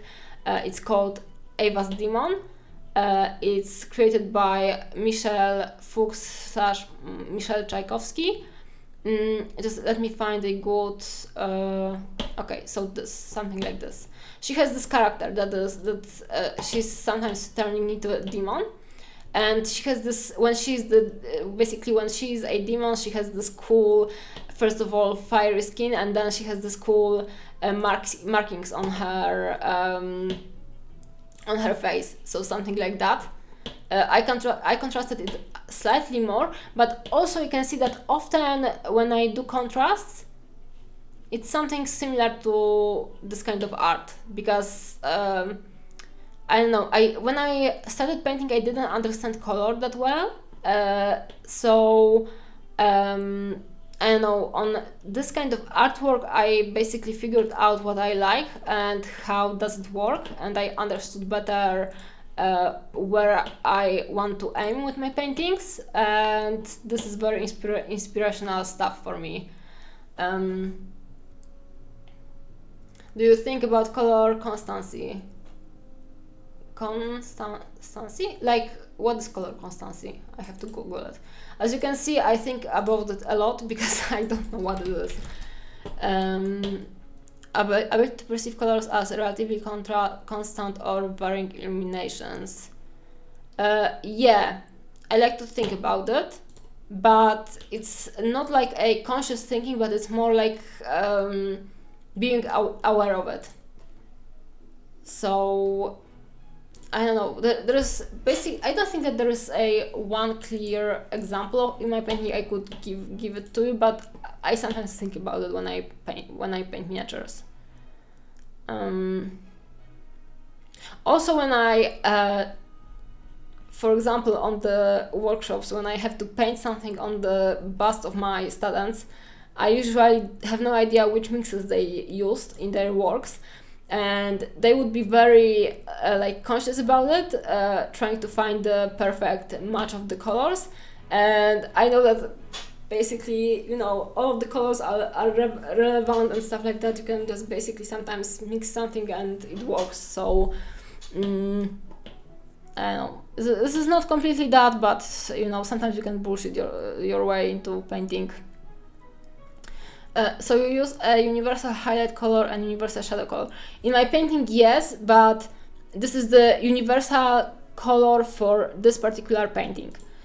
And this is basically creating rules for myself. So first rule is the rule of my colors, like the color, which half of the color will I want to use. And that creates harmony in my colors. Then the other rule for me is color of highlight and color of shadow, and I use it throughout the painting consistently. And then another rule for me is the direction of light source, for example. Yeah, so when I start painting, I'm creating those rules in my head, and I try to stick to them. And I think that makes my painting is good because I have some amount of world building in it. For example, like this is the Cujo miniature, right? I painted her like greenish shadows, and I think that this is green shadows are like, and most people would read them as OSL, but this is actually green shadow in the miniature, and I wanted to create like some, I don't know, a fairy tale effect with it, and it looks natural because I use it more or less consistently all over the miniature, on the hair, on the skin, everywhere. Other good example for that, for example, like over here we have those, it's not perfectly executed because I just decided that I want to kind of make it work and not be very realistic, but you have this pink highlights which are, you know, tied to the sunset. Where is the good example I was thinking about? The good example for the colored shadow is Lady of the Lake from Karol Rudek. I painted years ago. Green shadows, right? And everyone thought that this is OSL because nobody saw green shadows, I suppose, ever.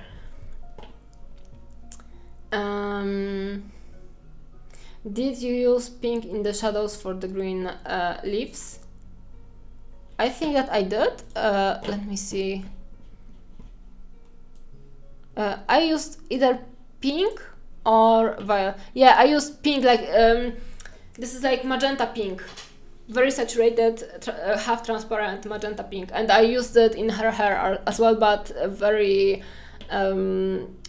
slightly, and it's more visible on the end of the hair. Good catch, Cujo, I forgot about it, honestly. No, I didn't.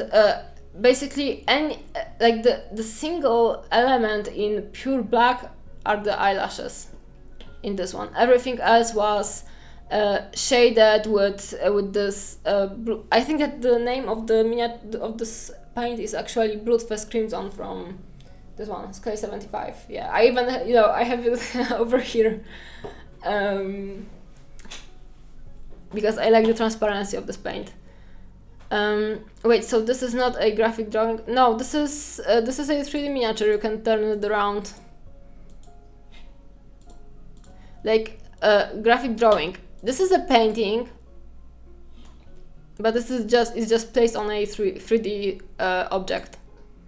So you can turn it around. So basically, miniature painting is like creating like this render that usually you would turn 360 in the ZBrush or something.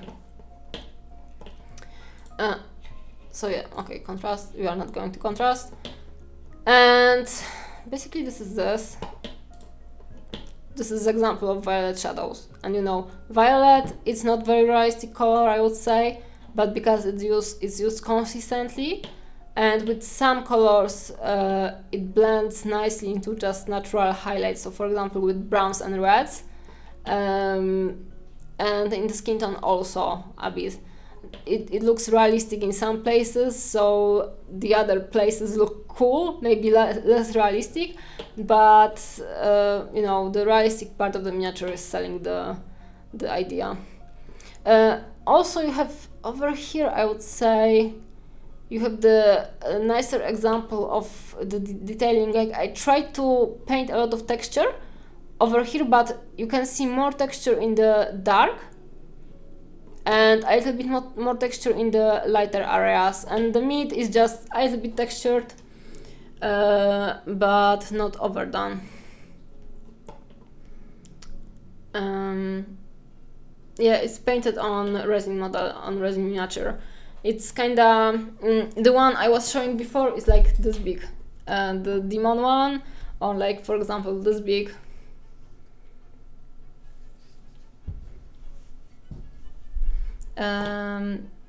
Yeah, but I never thought you'd go and do it like texturing in ZBrush. Yeah, it's like basically it's called display painting, display miniature painting, and the goal is to paint something very nicely and very well. Like for this, like it's not for sale anymore. So yeah, and we are painting with acrylic paints. Yeah, happy to hear that you are blown away. that was the goal, right? This one, for example, was cool for me because I wanted to paint a basically Sagittarius, so the astral sign. So I decided to paint her realistic from the direction of the light source, and the shadows would be unrealistic galaxy.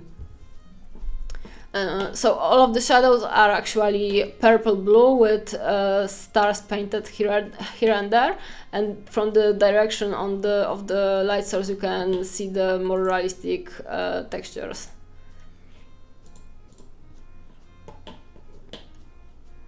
And I also decided to paint this weapon in like totally unrealistic way because I basically didn't know what to do with her, actually with it, and I decided that realistic bow would break the effect, so I decided to go for like this bluish bow, and it works. What is the smallest miniature you've tried to paint in real life? Just curious. The smallest one I've painted was like 10 millimeter, like this big, and I was working, sorry for my burned fingers, I was working on a commission, so when compared to this, it was this big. I was working on a commission, and I was painting gaming miniatures, and I got a commission for ogniem mieczem, Fire and Sword. I suppose this is like this Polish medieval gaming system, and they have very, very small miniatures, and I had to paint a lot of them, and they always were very tiny, and I didn't enjoy it at all. Yeah. Guys, do you have any questions about the composition? It's not that crazy, honestly. You can do it. This is Merlin and Arthur from Spira Mirabilis. Do you have any questions about the composition? Like, if I was to, make it the easiest, for me, working on the composition usually is looking at the miniature, deciding that my brain likes it. The brain starts working on the interpretation, and then I'm instantly drawn to that miniature because I'm thinking about it all the time. And then I'm usually coming up with the idea for the interpretation, and then I'm trying to find interesting elements for me.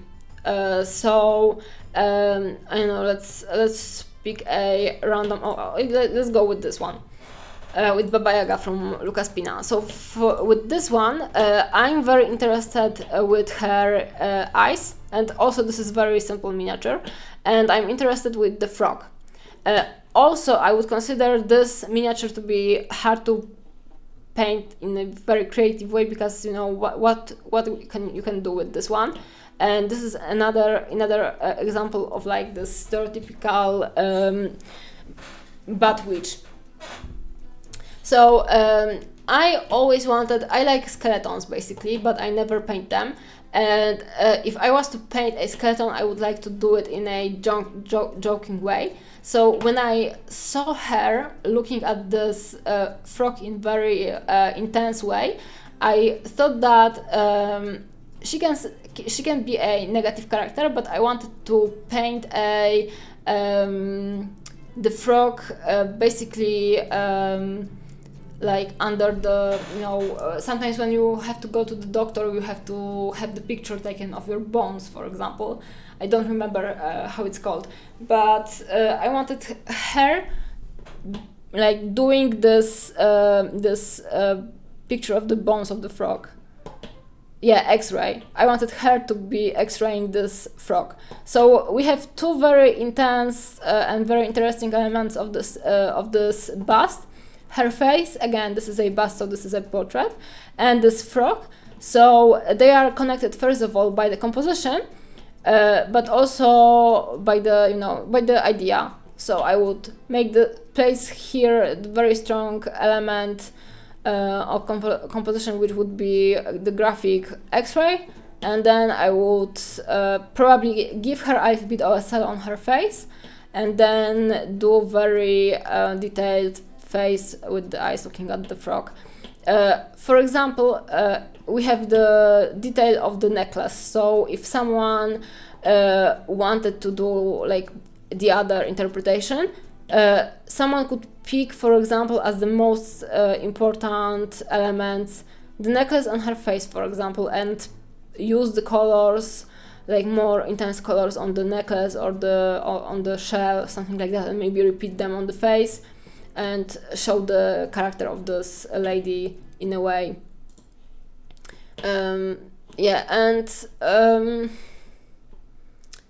When I create composition, I usually like to repeat the same color, for example, 2 or 3 times on the most important elements. So again, like the color coding I mentioned before. I don't know, let me find a nice example.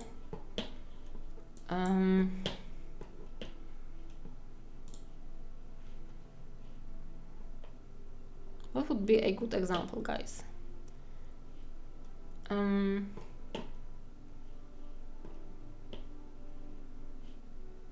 Also, I have on my PC a folder with mouses in flowers. Very cute.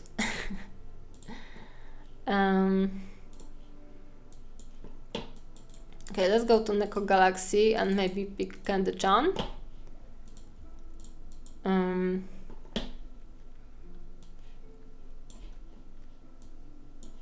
So over here, I wanted to repeat the blue elements to show that she basically is from space in a way. And like she's a space pirate, so her weapon is blue, her clothing is blue, NASA pin is blue, the shiny glasses with the stars reflecting over there are blue, and her eyes are blue. So in theory this is very dominating color, but also all of the other colors are warm on this miniature, so the blue dominates in a way. And because she has blue eyes with a lot of strong yellow in it, there is very strong contrast in it, and because of that and because of the highlight on her face, we are drawn to her face in the first place, and then we want to explore everything around. And it's very harmonious because we have this very strong contrast between yellow and blue, and green is in between yellow and blue, so it's like harmonious going through. Hey Carvala! Is this one the only science fiction you have done recently? Oof, I painted this one like 2 or 3 years ago. Honestly, I think that it may be. I don't know why, but I consider this miniature as a science fiction. Maybe, oh, I know why. Because she looks like she's from 60s. The outfit. So for me, this is science fiction model, and oh, I painted Mando. It's for sale if someone is interested. Buy it. Yeah, so I've painted Mando recently, but it wasn't mostly like my choice because I started painting during coaching, and my student picked it. Yeah, but I usually don't go for science fiction models. And this was a box art, right? I will also I'm in the process of painting Misty from Neko Galaxy. Oh, you can see my Magic the Gathering repaint of the card. Very funny. I'm very proud of it.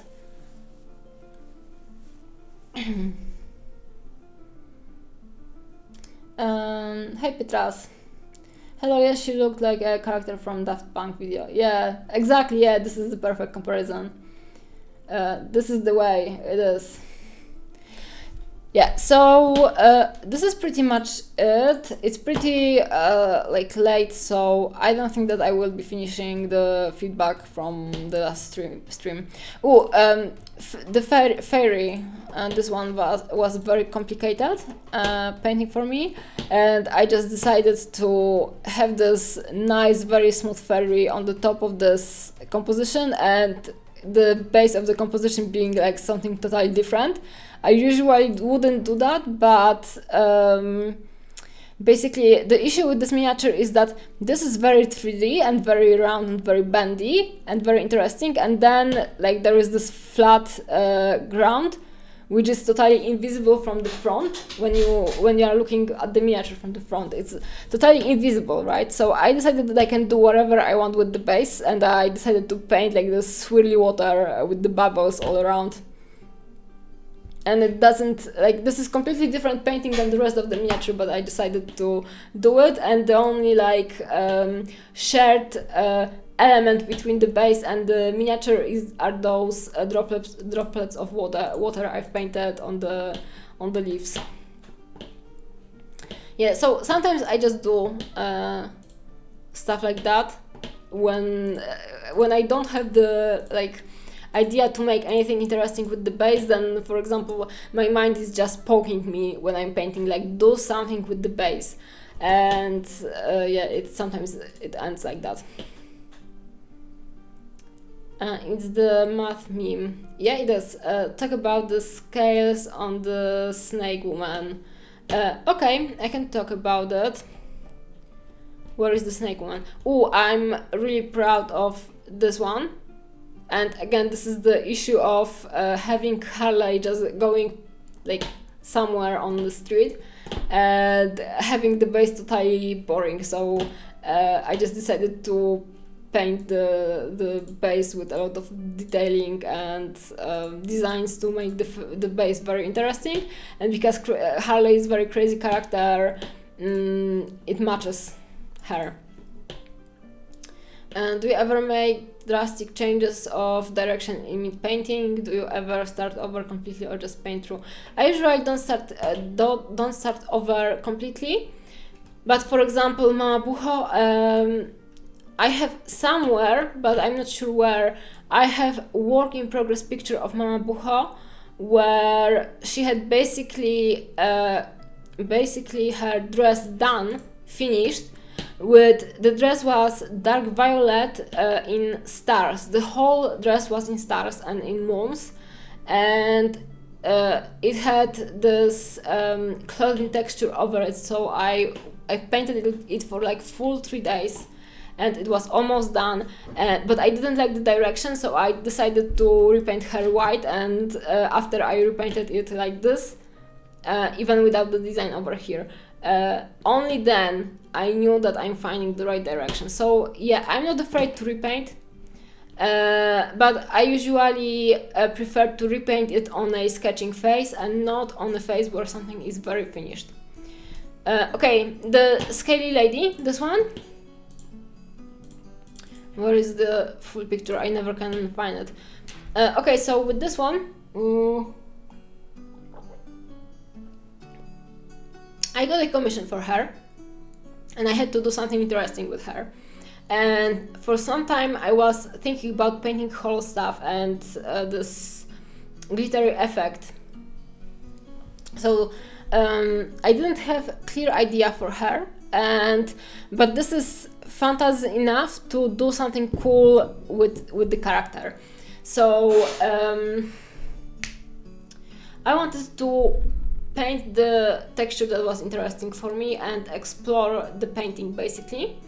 So I started painting the mermaid scales, And I was just thinking about this shimmering effect, because in theory she has a little bit of scales sculpted on her face, I suppose, if I remember correctly, and then she has this scaly bottom, but then everything else on the character is very like basic bitch, just a simple nice looking girl. And I decided that I want to incorporate like this otherworldly effect somewhere else on her body. And you know, like how many times can you paint like standard skin tone? So I decided that I will just go into... Oh, and also Krzysztof Kowalczyk, he was in a few of his works, he started using them like blue in highlights, stuff like that. So I wanted to explore this area as well. And she has like this brown, like not browny, but a little bit brown skin tone, a little bit orange. So the orange skin tone, I knew that it will look nicely with blue, but also I wanted it to be shimmering, so I just added the dots inside, and I liked it, so I pushed it forward. And then I was working on the scales over here, and I like the detail of the scale and the process of highlighting it. And I was kind of sad that it ended, and I wanted to add it somewhere else. So I think that I decided that I will do it in the belly button. So I did it, I added it, and then I just basically started playing with the texture and the shininess, because I had in my mind for some time that we don't have to shadow everything. Sometimes just highlighting is enough, right, to show the texture. This is the case with the old people. You don't have to shade the wrinkle and then highlight the wrinkle. It's usually enough to just highlight the wrinkle, because in reality, skin is a little bit luminescent, and wrinkle is more likely to be light than dark, because the skin doesn't like catch that much shadows, because it to some degree it lets the light go through. So I was just I had this idea of the textures and using highlight to show the texture on the miniature. So this is the exploration basically. This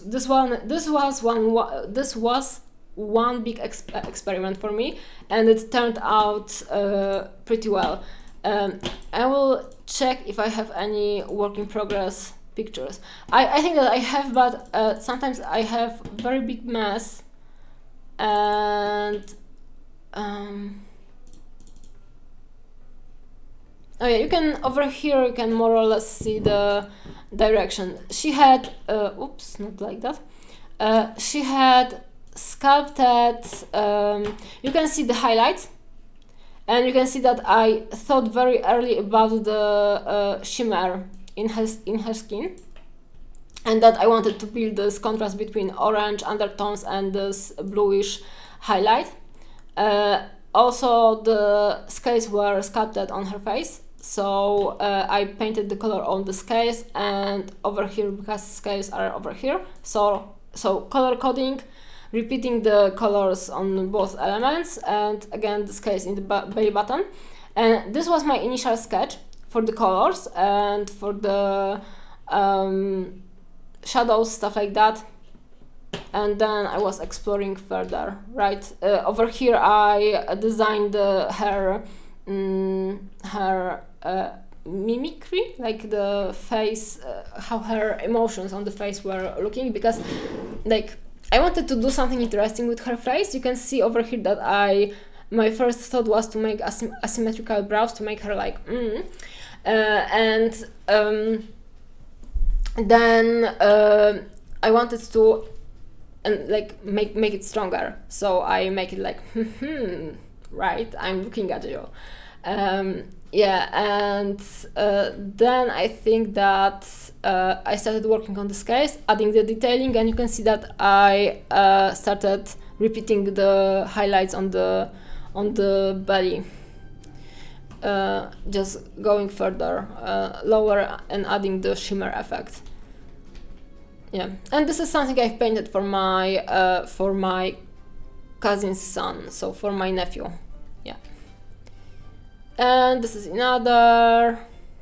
Yeah, so it worked like that, more or less. Yep.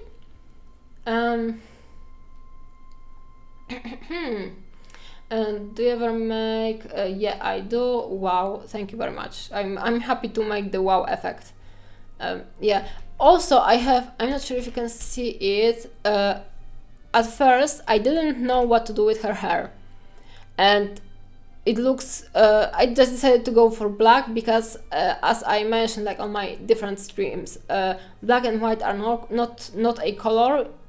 Black and white is every color, but either very very bright or very very dark. So it bears basically no information aside the brightness. So this is a very good Joker color basically, because if you are not sure how to paint something and you don't want to make a chaos in your composition, it's good to repeat a color that you already have in the composition. And because black and white are every color, you can safely repeat white and black somewhere. So I added black hair because it's nice and safe, but I didn't like how basic it was. So and I couldn't also decide about the undertone for the highlights, because with the black surface usually you can see the black base color, and then in the highlights you can see some of the colors of the surface. So I couldn't decide on which direction, so I decided to go every direction basically and repeat all of the colors I already had in the miniature. So, and you know, it matches the rest of the character because she has color shifting scales over here and over here, so why not the hair being color shifting, right? In your feedback you mentioned painting the brows a lot, also painting to the hair. What's your feelings about sculpting with paint overall and ignoring the sculpt to some degree?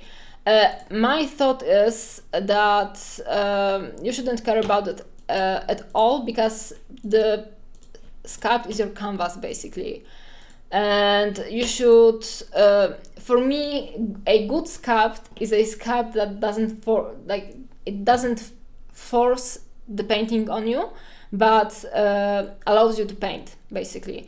That's why I enjoy Spira Mirabilis miniatures. You can see like how soft they are, how flat basically. There is, in the place where the texture must be, the texture there is, let's say like that.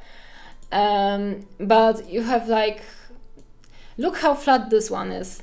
It's nice because you have the directions, the energy, the attention in their faces. You can feel the connection, but you can do like whatever with them, right? You could paint them as crazy Dior designers basically, because this is so clean and so cool.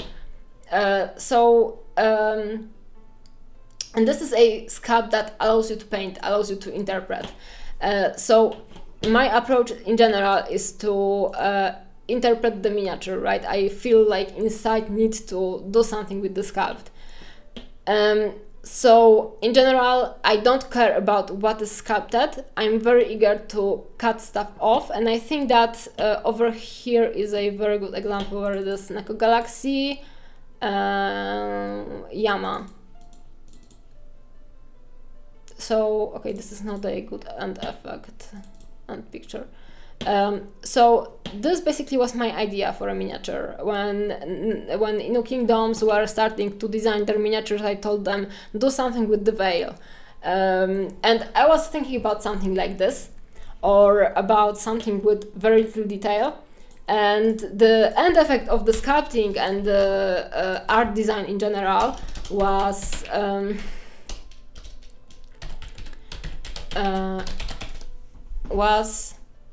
this. Like, guys, do I want to paint it?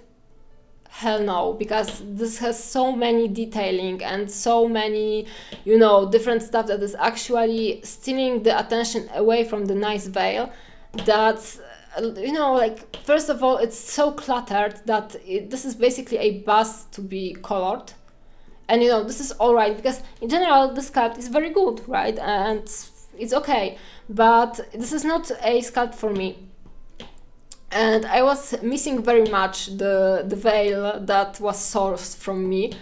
So I just basically decided that I will cut everything off from the miniature, and I will paint the stuff I actually want to paint. And look how cool the end effect is. You can focus on the cool stuff actually, and not on like this crazy candelabra that is not important at all for like this cool character. Yeah, it's very GW. Hey Dave. Mickey is great. Do you use a Cintiq? That wasn't Cintiq. It was like a normal acrylic paint. I just kept it very clean because I wanted to have like this different Disney animation effect. Skulls, Chinese weapons. Yeah, but I think that it was their goal, and it wasn't mine goal basically.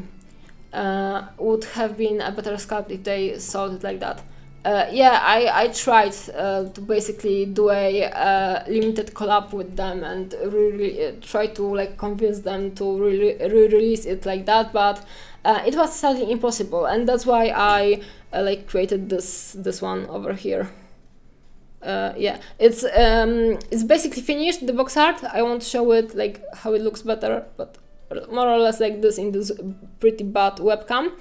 I will share it like pretty soon, like I think maybe in a week. Yeah. So I painted a Space Marine chaplain, and that was the last GW model I painted, I think.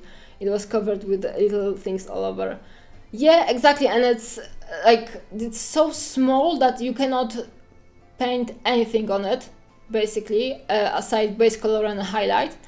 And the miniature is just over flooded with this little detailing that is meant not to be painted but to be washed, basically, with a wash. So I don't know, this GW models are, some of them are pretty cool, but some of them are so much over designed, but also it's their goal, because their models are meant to be painted with a wash or with a contrast paint.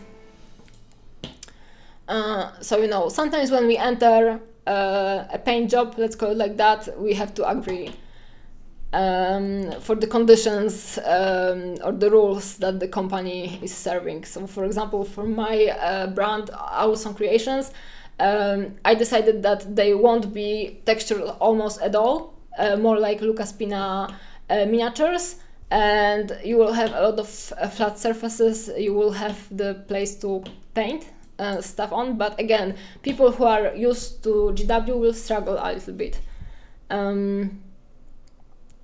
GW are annoying. I prefer their smaller game models like Brood Bowl. Yeah, and also like Brood Bowl has the good amount of detail because the characters have the cool elements, and the rest of the miniature is simpler and not over designed, so I find them more pleasant to paint as well. Okay, I wanted to show you something, I forgot. Oh, I know, Cursed. Where is Creepy Tables? This one is pretty cool, right? And again, like, I had this big ass crown to paint, and I decided that okay, I don't have the life energy to do it, so I just painted it with gold metallics, and I did the same stuff with the snakes because they had very strong snake texture, with which I didn't want to have anything to do. And I just painted them in gold and washed them, and they look cool. Actually, in real life, it looks better. I hope to see her somewhere, in the future someday, because I really like this painting. And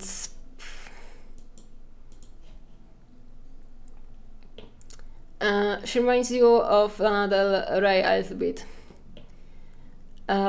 For me, this is Gustav Klimt. Like maybe not completely, but I was very inspired by Klimt. And that's why I decided to go for golds, because he used gold in his painting. So I wanted to, kind of reflect it. I always fancied Necromunda. I like the setting. I like the setting. Yeah, Necromunda is cool as well, but like again, I prefer Fantasy. So for me, the Fantasy GW is the preferable way. You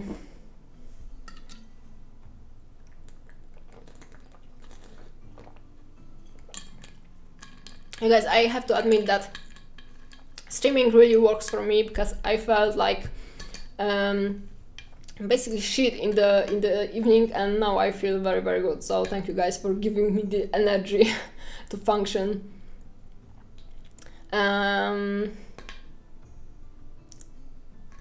Yeah.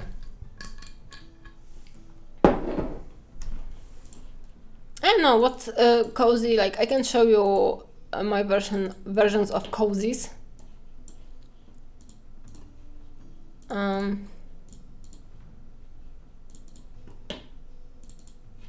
Maybe on the, maybe this one, maybe on the white. This one has a little bit crazy face, but I also wanted the face to be very like a little bit predatory, because I decided that this is a love potion, and that she doesn't care about the opinion of the guy basically that much. So I wanted her face to look not nice, because she's not completely positive character. But we have this, and also this is the example of hair painted on the sculpt, right? And this changes the proportions of the face very much, because I didn't really like the height. Jesus Christ, my voice. I didn't like the height of her forehead. It was very strange. So I painted more hair, and it looks very natural and works. So I recommend painting the hair. And also, where is the do we have CD Projekt or Siri? Siri. With this one, guys, this was a hell of a project to work on, because goal for me in this one was to paint her very, very realistically, like the character from the game, but the sculpt is sculpted in a way where it's completely not similar. And like I think basically that is because they took the character from the game. This is a sculpt done by the guy that was sculpting Siri in the game, basically. So I'm not sure if it's just pulled out from the game and just adjusted, or maybe sculpted from zero. But also you can see over here that in the first place I glued the whole model together, and then I couldn't paint the face because of the hand sticking forward, so I broke the hand and then re-glued it. Yeah, so I suppose that it was sculpted in 3D, but either the guy didn't have that much experience with painting actual 3D objects that are later produced in a physical form, or during 3D printing something went wrong and the proportions were lost. And basically her face is too thin and too long for the Siri to look realistic. That's why all of the series on the internet look like completely different person. Like all of those painted series look like completely different person. And like my quest for this miniature was to make her look, change her proportions with my painting to be the most similar to the original game Siri.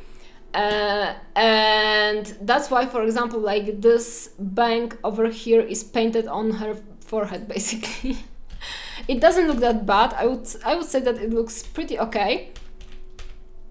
but from the side you can see like it's a little bit flat, but it looks okay, it serves the job. But also like the bangs usually like this direction of the bang usually makes the face look shorter, so I decided to paint it on as a last resort basically. And then I actually sculpted, I shaven down her chin, I shaven down her nose, and also I cut part of the eyelashes to make the eyes wider, and this way I managed to make the face in general look wider than the sculpt, and that's why she's somehow similar to the original series game. But really I had to hustle so much with this bust, oh my god, it was so much work.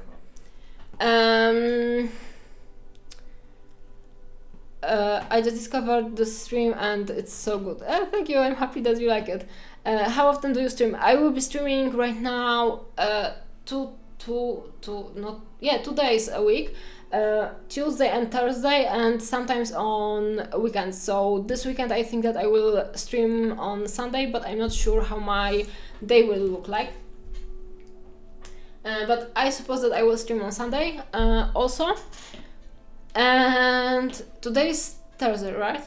Monday, Tuesday, yeah, Thursday. So yeah, I will be streaming on Sunday and then on Tuesday the next week, I suppose. Oops, sorry.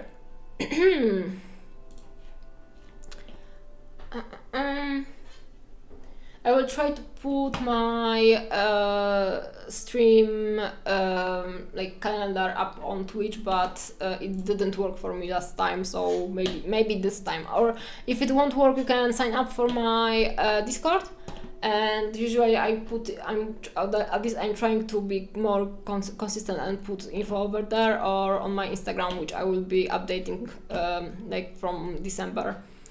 Your feedback stream was amazing. I felt spotlit, so much detailed input about the faces. I can talk like forever. Basically, also about painting the stuff you really want to paint on the miniature. I wanted to show you miniature from Neko Galaxy. Akito, this is actually the good example, because Akito has just flat face basically. Also, I don't have that many good pictures of her. This is work in progress, give me a second. So this must be finished, yeah. Original Akito.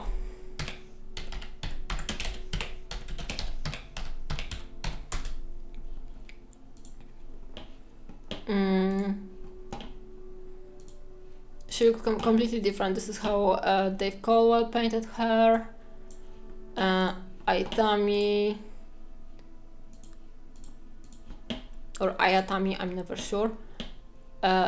Like she looks like this, and she has pretty puffy, pretty much puffy face, I would say. And you know, this is a very good detail for one of the first well sculpted 3D models, basically. But I don't think that it aged that well, and when you try to paint her, sometimes her face will be very puffy. I'm not sure why, actually. This is the box art. I think you did pretty good job, but like over here, like the sleep corner, nope. And also she looks puffy, right, a little bit. And this is not something very wrong, but I wanted to, you know, not make her puffy, basically. So it was I always wanted to paint her, because this is one of my favorite busts when I was a baby painter, basically. Dave managed to paint her like in more you know, slender way, because he gave more shadow over here. But I just wanted to show you that everyone is painting her differently, because just her face is just sculpted in this way that it's hard to paint in the same way for every painter, for example. And I really wanted to paint her face very, very well, so this was my goal. and then her pose reminds me of those girls like from the posters, like We Can Do It, right? So I wanted to give her to make her more cheeky. And as you can see, she has very neutral face, like very neutral lips, and most of the people painted her like just standing over there and looking somewhere. And I want her to have the smirk. So I basically decided that she will be smirking, and that changed the whole face and made her more cheeky, more interesting, give her more emotions. And then I thought that, usually when you have a very neutral sculpt of the face, you can put a lot of delicate emotion into the face. So for example, paint one brow a little bit higher, the other one a little bit lower. You can play with the lip corners. It always gives a lot of emotion. And usually when you have the face, of course, you have the muscles that are pulling in different directions, like the skin is always bending, like, pushing in different ways. So when we laugh, our skin, like, not only lip corner changes, but also different muscles. So usually at least one of the brows goes a little bit higher, but also sometimes we get the dimple, right? And I didn't paint a dimple before, so for this one I decided that I want to paint a dimple, and I spent a lot of time just repainting like this little spot with this little shadow over here, trying to make it believable and nice. And actually I was so much into painting the dimple, which, if she is smirking only on the one side, then only this side of the face will go up. So the dimple will be visible only over here. And because I wanted to practice and I was so happy with the end result, I painted the dimple on the other cheek as well, and I just decided to keep it, crazy like that. I just decided to keep it, even though realistically this part of the face would be neutral, so the muscles wouldn't contort to show the dimple, basically. Yeah, so I achieved my goal for this miniature, and I painted a dimple, and now I can paint dimples. And you don't even know how much effort it took for me to make it like believable dimple, because it's so, with the face is so so subtle, the emotions, that if you don't want to overdo something, you need to be really delicate and very subtle. And like over here it works nicely because I have like this little small crevice over here with this little crevice, like you can see that it's kind of like breaking, but just so slightly. And then we have like this little shadow with this little highlight underneath, and this whole bust is like the head is like this big, right? So yeah, I really work a lot to make it like work nicely.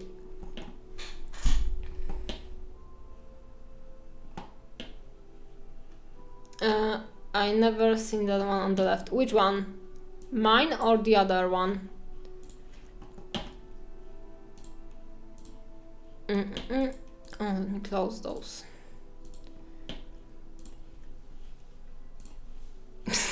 LOL, it's getting worse, guys. That kind of paint, plastic surgery requires such nuance. Yeah, exactly, nuance is the best word. Dimple master. Yes, I am the dimple master. How many dimples have you seen on the miniatures? Mine. And I did 2 of them, right? That comment was about Cozy ages ago. Oh, okay. That one on the left, it was painted very, very long time ago. So no wonders you haven't seen it. Yeah, and for this one, no, the dimple was the goal, and maybe nice pink hair and the nice makeup, because I wanted her to be like colorful but dark, yeah, stuff like that. So in general, with painting miniatures, for me is like I'm setting a goal for myself, and then I'm trying to make it work. Usually it's the interpretation, sometimes it's something different if I'm struggling very much. Like with Kiki. And yeah, but with my painting I actually very enjoy sketching everything, because this way I can see if the ideas are working right away, and if I'm going in the good direction, if I have to change anything. I don't know, do I have any more work in progresses? My issue is that I have a lot of work in progress for at least a lot of earlier paintings. Which is with this one, I struggled a lot. It was a struggle bus, basically, because, oops, sorry for the ass. Her face is like awful. Right now it's painted well, and also I cut part of it because it just wasn't working, and I wanted her face to be painted very well. But this sculpt has cursed lips, cursed face. It was, if you painted her like looking like that, it looked okay, but it was just enough to turn the miniature a little bit, and it was a nightmare. So yeah.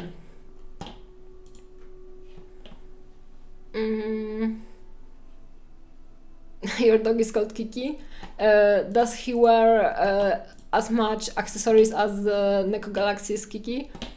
Oh, this one, for example, like when I saw this miniature, I instantly thought about Neverending Story and the princess slash I don't remember like how she was called, but the girl from Neverending Story, and I just messaged Carlo and told him that I want to paint him a box art for him, because this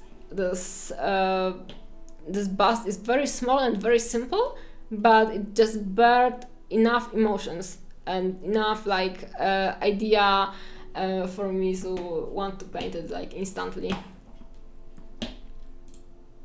And again, this is the example where I painted the face, like the not the face, but a little bit of hair on the sides, because she doesn't have any hair sculpted on the sides of her face, so it was a little bit too white, and just painting a little bit of hair on the side of her face make the face a little bit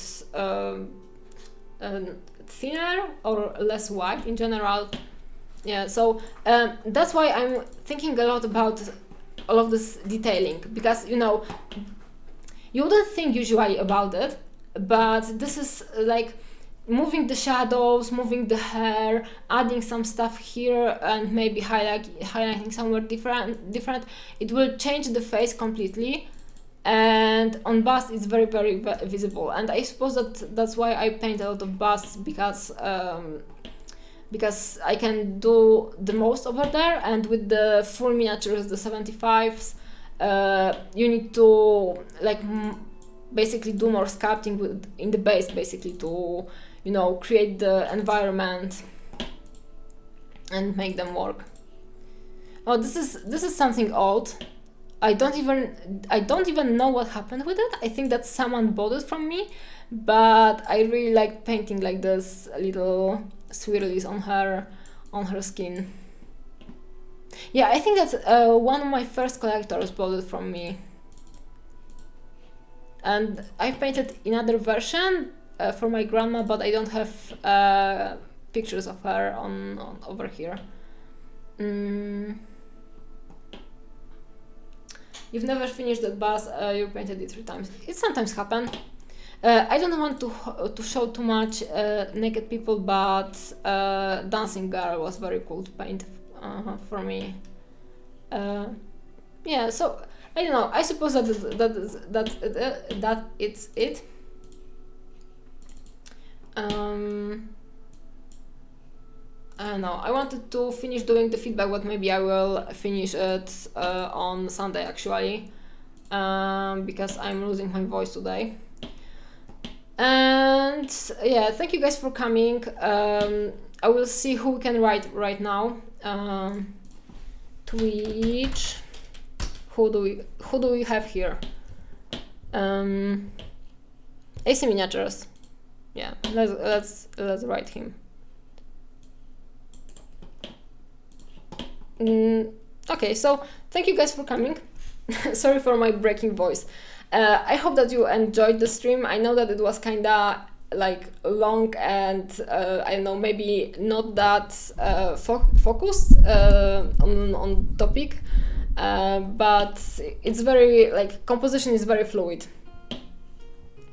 So I don't know, I can create like one recipe for something. I think that I have a video on my Patreon about it, and I try to fit it like in a information peel, but this kind of discussion with the questions and like organic stream, I think that is more interesting. I love composition applies to what I do. Yeah, exactly. And if you are a sculptor, then it's even more important, right? Because you don't have this colors you can work with, and you cannot paint some stuff. It was cool. Thank you for the stream. Yeah. So I will be streaming probably on Sunday. I will confirm it on my Discord on Instagram, and like my set days for streaming is Wednesday and Tuesday and Thursday. Sorry, Tuesday and Thursday. Yeah, those 2 days. Those are more or less guaranteed. And any other day, usually during weekend, I will see if I can work around my every day. Okay, so thank you guys, and see you soon.